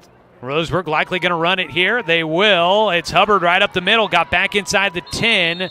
Forward progression going to take him to the 8. He'll pick up 3. And the clock cannot stop. Or at least neither side has a way to make it stop, and Roseburg wouldn't if they could. And what's going to be the decision here? Marsters trying to call for the field goal attempt here. The ball's in the middle of the field. It's going to be spotted at the 8. So it'll be about a 25-yard attempt here for Jackson Bartlett. The first field goal attempt of the season for Roseburg. Tatone holding, Coleman the snapper. 53 seconds and counting. The snap, and a penalty flag comes out. He hit the field goal, but it's going to be a delay of game on Roseburg. He hit the 25-yarder. Can he hit it from 30? And they are going to back it up to the 20. Or they're going to back it up to the T on the 20. If they do. Ball's going to go back to the 13-yard line.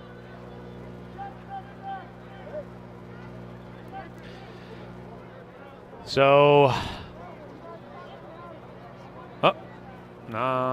13. There they go. They spot it. So here comes the tee is placed at the 20. Dominic Tatone again, the holder. Bartlett looking for his first field goal of the season. Clock down to 40 seconds to play. Snap, good. Kick down. It's good. A 30-yard field goal for Jackson Bartlett. And Roseburg will stretch it to a 38-20 lead, and the team celebrating with their kicker.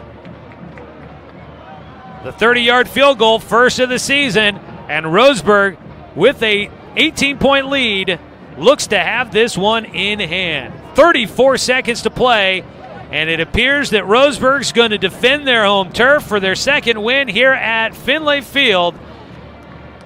And I really have to go back. I didn't write it down. I really needed to. The last time Roseburg had started the season 6-0, but it has been almost a decade. That 2013 season, Roseburg finished with 6 wins. It has been a long time since the Tribe has hit this mark of getting to 6 wins. I even still feel weird saying that I think they're going there. 38-20 our score with 34.5 seconds to go. So superstitious. Bartlett, after the 30-yard field goal, will look to try and punch it deep. North Medford, valiant effort in the second half. Looks like it's going to fall short. Late man on for Roseburg. That is Levi Campbell. Also a cross-country runner for the Roseburg Indians. One of their top runners on the cross-country team. And the officials are holding things up for a moment. Here we go, kickoff away. The right-footed kicker. Oh, booted away, but we got penalty flags all over the place. Why not, huh? I think Roseburg goes offsides on the kick.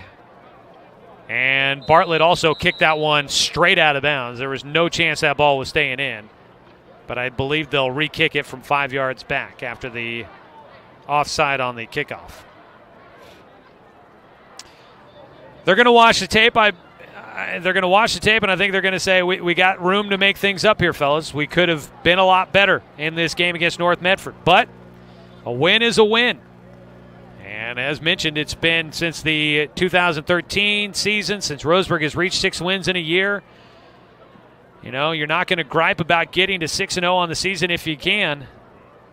But with looming games against South Medford, always a tough out. And, of course, with Sheldon coming up in the final game of the conference schedule for Roseburg, if they are able to keep this on pace, Roseburg could find themselves playing the Irish for a possible conference championship at that final week of the season here at home. That'll be homecoming week. Should be a fun one, but not going to look too far ahead on that one.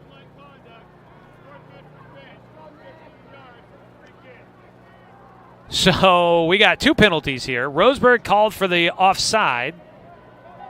Roseburg had already backed it up 5 yards. Now they're counting off another 5 yards. So Roseburg was going to back up 5 yards on a false start, and then they call an unsportsmanlike penalty on the North Medford bench for a 15-yard penalty. So Roseburg plus 5 on a penalty mark, and then North Medford plus 15 on the penalty marks. Okay, I'll notate that for later. 34.5 seconds to go. Roseburg kicking off from the 50. It does feel, again, as if this game is all done but the shouting here tonight. The student section, I'm sure, ready to head out there and celebrate with the Roseburg football team as they did last time when Roseburg blanked McMinnville here at home. Bartlett ready to try and kick this one away. And he'll get the signal to go ahead and do it. And he will kick another little toe punt to the sideline, and it goes right out of bounds. So penalty again on Roseburg. North Medford will take over. Roseburg will, with the ball at the 50, they could have kicked it deep and tried to trap him inside the 20, but no, they'll kick it out of bounds and waste no time off the clock. And North Medford will get the ball out at the 35, I believe.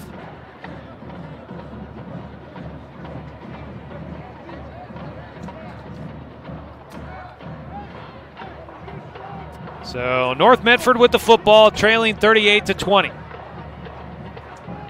It's been 34.5 seconds on the board for the last 10 minutes. Fresh football in for the Black Tornado. Roseburg's going to drop back in a bit of prevent here.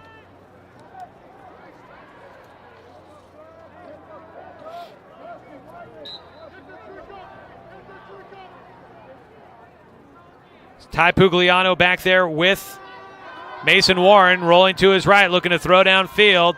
Going to go on the shorter route. He finds A.J. Pugliano, who gets it across the 50, put a knee down, tried to get back up and run.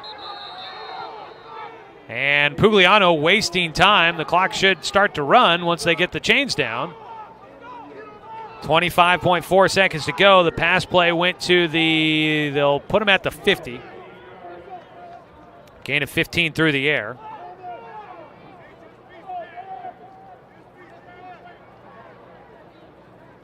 Reaching 100, close to 100 yards through the air for Mason Warren now. And now the officials are meeting again. We ticked off all of 10 seconds on the clock, down to 25.4. Put this ball down. The sticks are good. Should wind it here. Officials are all getting in place. And now they will. And North will spike the ball. Stop it with 23.6.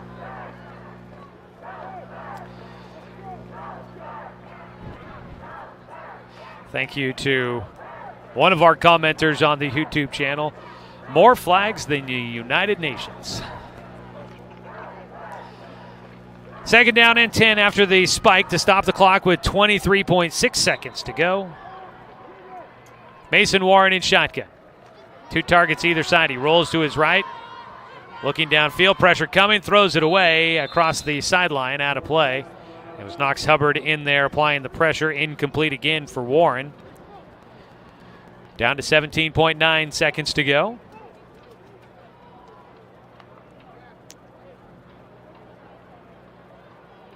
Now Roseburg will get ready for South Medford coming up next week. Big matchup for North Medford. They'll take on Sheldon. And believe it or not, we are getting down to the point where we have got 3 regular season games after this left on the schedule. Kind of crazy to think the season's already at that point. 17.9 to go. Third down and 10. Mason Warren at the line, changing things up. We'll get ready to throw deep. Going to huck it downfield, one-on-one coverage, and Landon Duper just runs Cicero out of bounds, but a penalty flag comes out. Roseburg's going to put some pressure on, and it is roughing the passer against the Tribe. So, from third down and 10 at the 50 with 12.2 seconds to go, it'll be first down now for North Medford.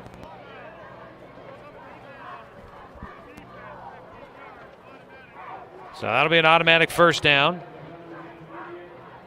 Should put the ball down to the 35, Roseburg's half of the field.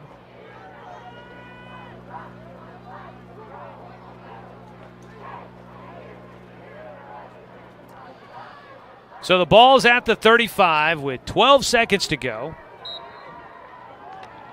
We'll stay here till the end, whenever that comes. At this point, we may be able to get some final scores on some other games for you. New quarterback in. He'll throw it out into the flats to Bryce Dyer. He makes a catch, cuts back to the middle of the field, takes contact, stays on his feet. Roseburg could just let him stay up. They'll stop the clock with the first down. The clock's still running, though. They'll stop it with 2.2. Ball goes down to the 22-yard line for the quarterback, Ty Carpenter. There's penalty flags, the horn sounding. I don't know if the game's over or not. If it's an offensive penalty, I think we're done.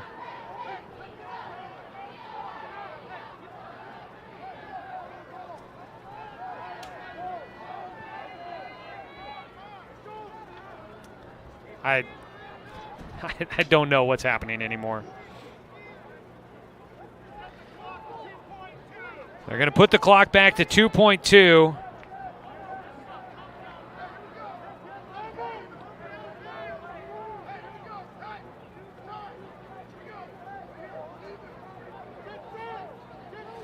So they just respotted at the 22 on the pass play, which was for... Clock sounds again. Penalty flag out. It's going to be an offensive false start against North Medford. So it's a 13-yard pass completion there for Ty Carpenter, who's come in, connecting with Bryce Dyer on that last pass play. Are we going to get this final play off? Or we We've hit double zeros on the scoreboard a couple times. The officials are meeting.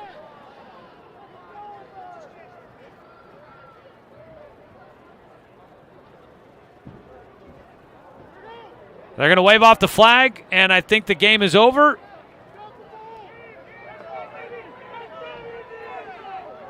Yeah, unceremoniously, we are done. Final score is going to be 38-20. Roseburg wins and will go to 6-0 on the season. They are 2-0 in conference play. North Medford goes to 3-2. They are now 0-1 in Southwest Conference play. Big win there for Roseburg. They've got a couple more big conference games coming up. We'll talk more about this one when we wrap things up in our postgame show. 2-minute break and come back with final updates, stats, scores, and our Mountain Mike's Pizza player of the game when we come back on 541radio.com and on the Score, 92.3 FM and 1490 AM. Get ready to satisfy your dessert cravings with Mountain Mike's new mini churros.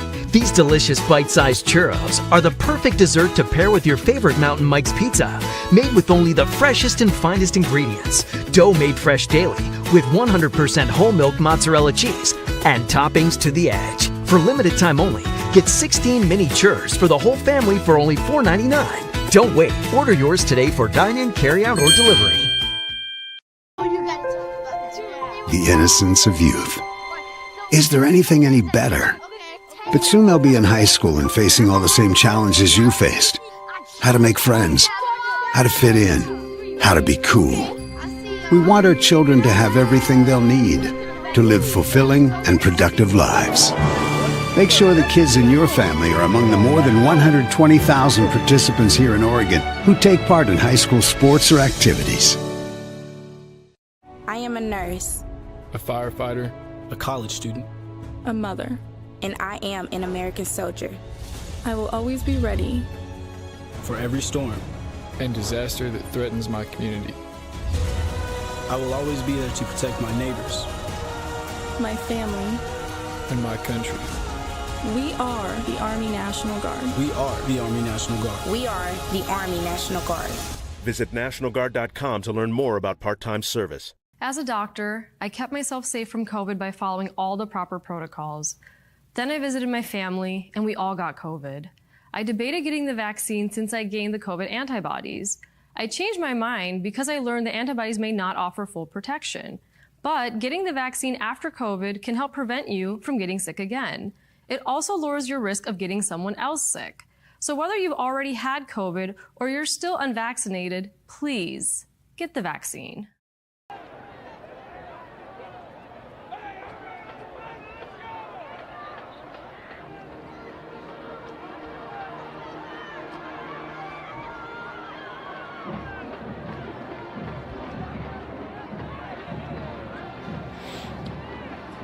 Copy.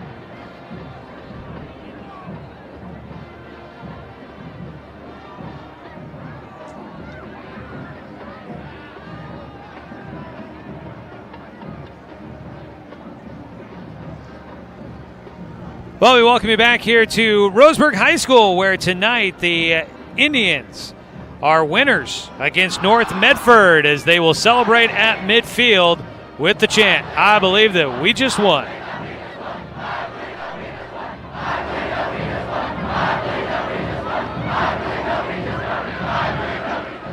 Roseburg will get to celebrate with the home fans here tonight as they get a 38-20 win against North Medford. First win since 2018 against North Medford for Roseburg.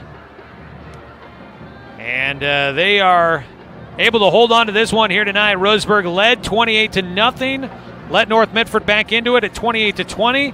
They get a big 86-yard touchdown return by Logan Kloffenstein that put them on top. As friends of the program here, Logan and Craig down there waving at us. A couple of our friends from the board op room back there waving up at the booth up here. Good to see there. Big game tonight, though. Roseburg, they run by Kloffenstein, gets them back up by 2 scores, and they would hold on against North Medford tonight. it's going to be one that both teams go back and look at the game film, and I think they're going to say this was not our best game of the season. But for Roseburg, they improved to 6-0 on the year, and they are very much in the running for a conference championship here in 2021. Last time Roseburg won the conference was back in 2005. They still got South Medford and Sheldon to go. Don't want to count our chickens before they hatch, but Roseburg's right there in the battle right now. Well, this one played out. As mentioned, Roseburg jumps out to a big lead in the first half. Roseburg, a 21-0 score in the first quarter. Tatone with a touchdown run of 1 yard. Marsters with a touchdown run of 51 and then a touchdown run of 1 yard. As Roseburg would jump out to the 3-score lead, they'd add another score on a 48-yard touchdown run by Colton Marsters. Made it 28-0.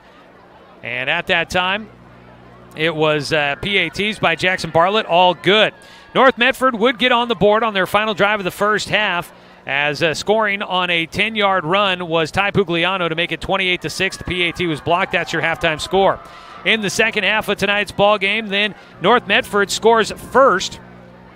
In the second half, they would get a 5-yard run from Mason Warren, and the kick was good, made it 28-13.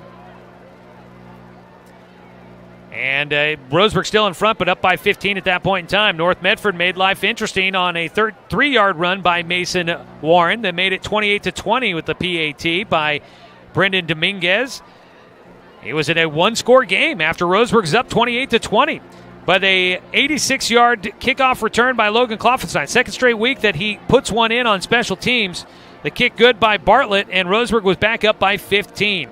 Quarterbacks traded interceptions, both throwing one on ensuing possessions. And then Roseburg, after the interception returned by Marsters all the way down to the 10-yard line, Roseburg unable to punch it into the end zone, but out for his first field goal attempt of the season. Jackson Bartlett knocks it through from 30 yards for a 38-20 score, and that is your final here tonight. Getting word here on Twitter that from Mike Wilson chiming in saying this will be Roseburg's first 6-0 start to the season since 2010.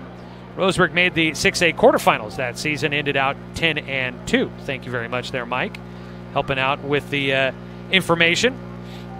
We'll take a look at some scores as well to pass along here this evening. Taking a look at stats from this one here tonight for the visitors. The North Medford Black Tornado through the air, 10 of 23 for Mason Warren, 99 yards with an interception, no touchdowns, 1 of 1 for Ty Carpenter for 13 yards.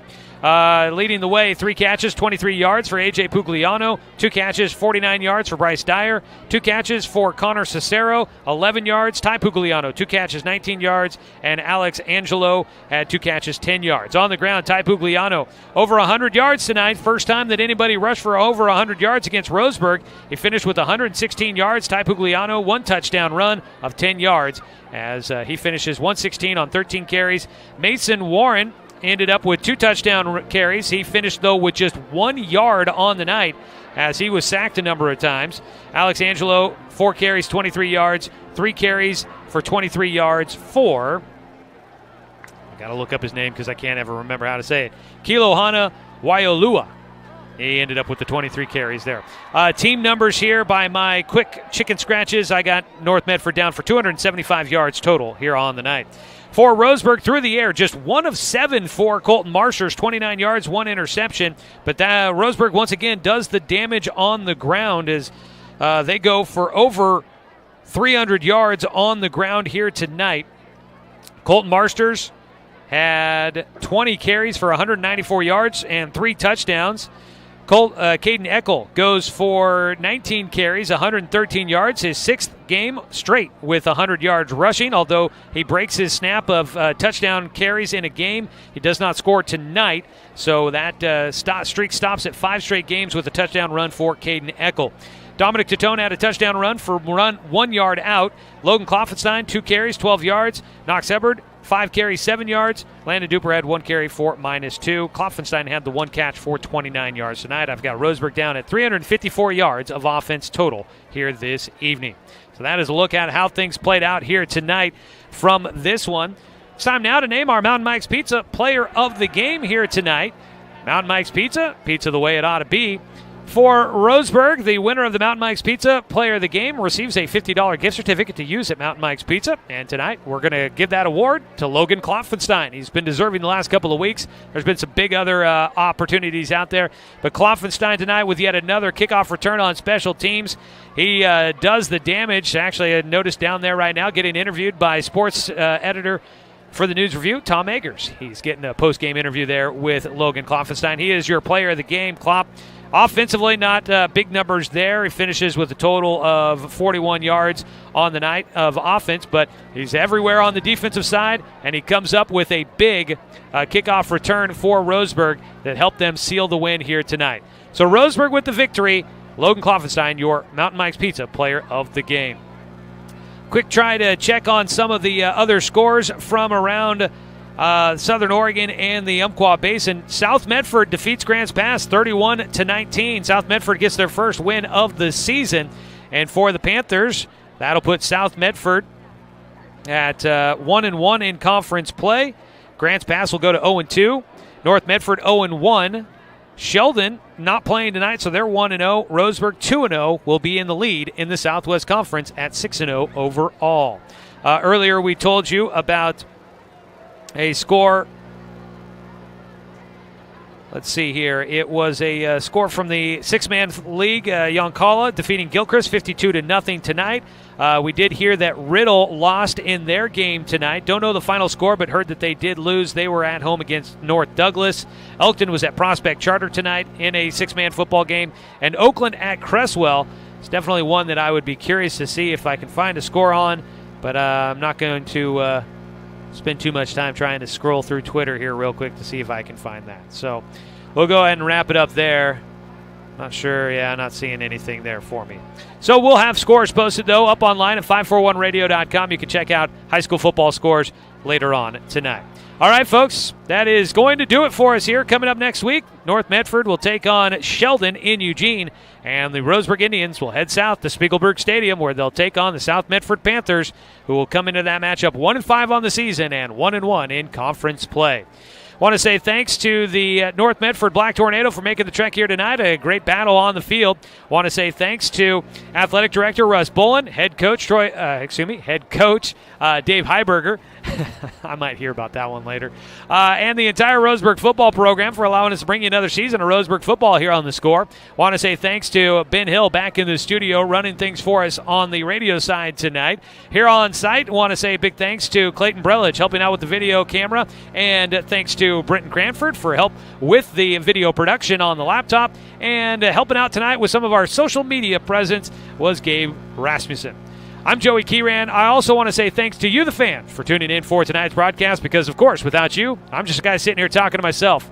We will talk to you guys next Friday night as we make the trek to Spiegelberg Stadium, where Roseburg will take on South Medford. They'll kick off at 7 o'clock. Our pregame coverage, as always, starts at 6:45. You can catch the action streaming live online at 541radio.com, or you can also tune in right here on Douglas County's home for sports. The Score, 92.3 FM and 1490 AM.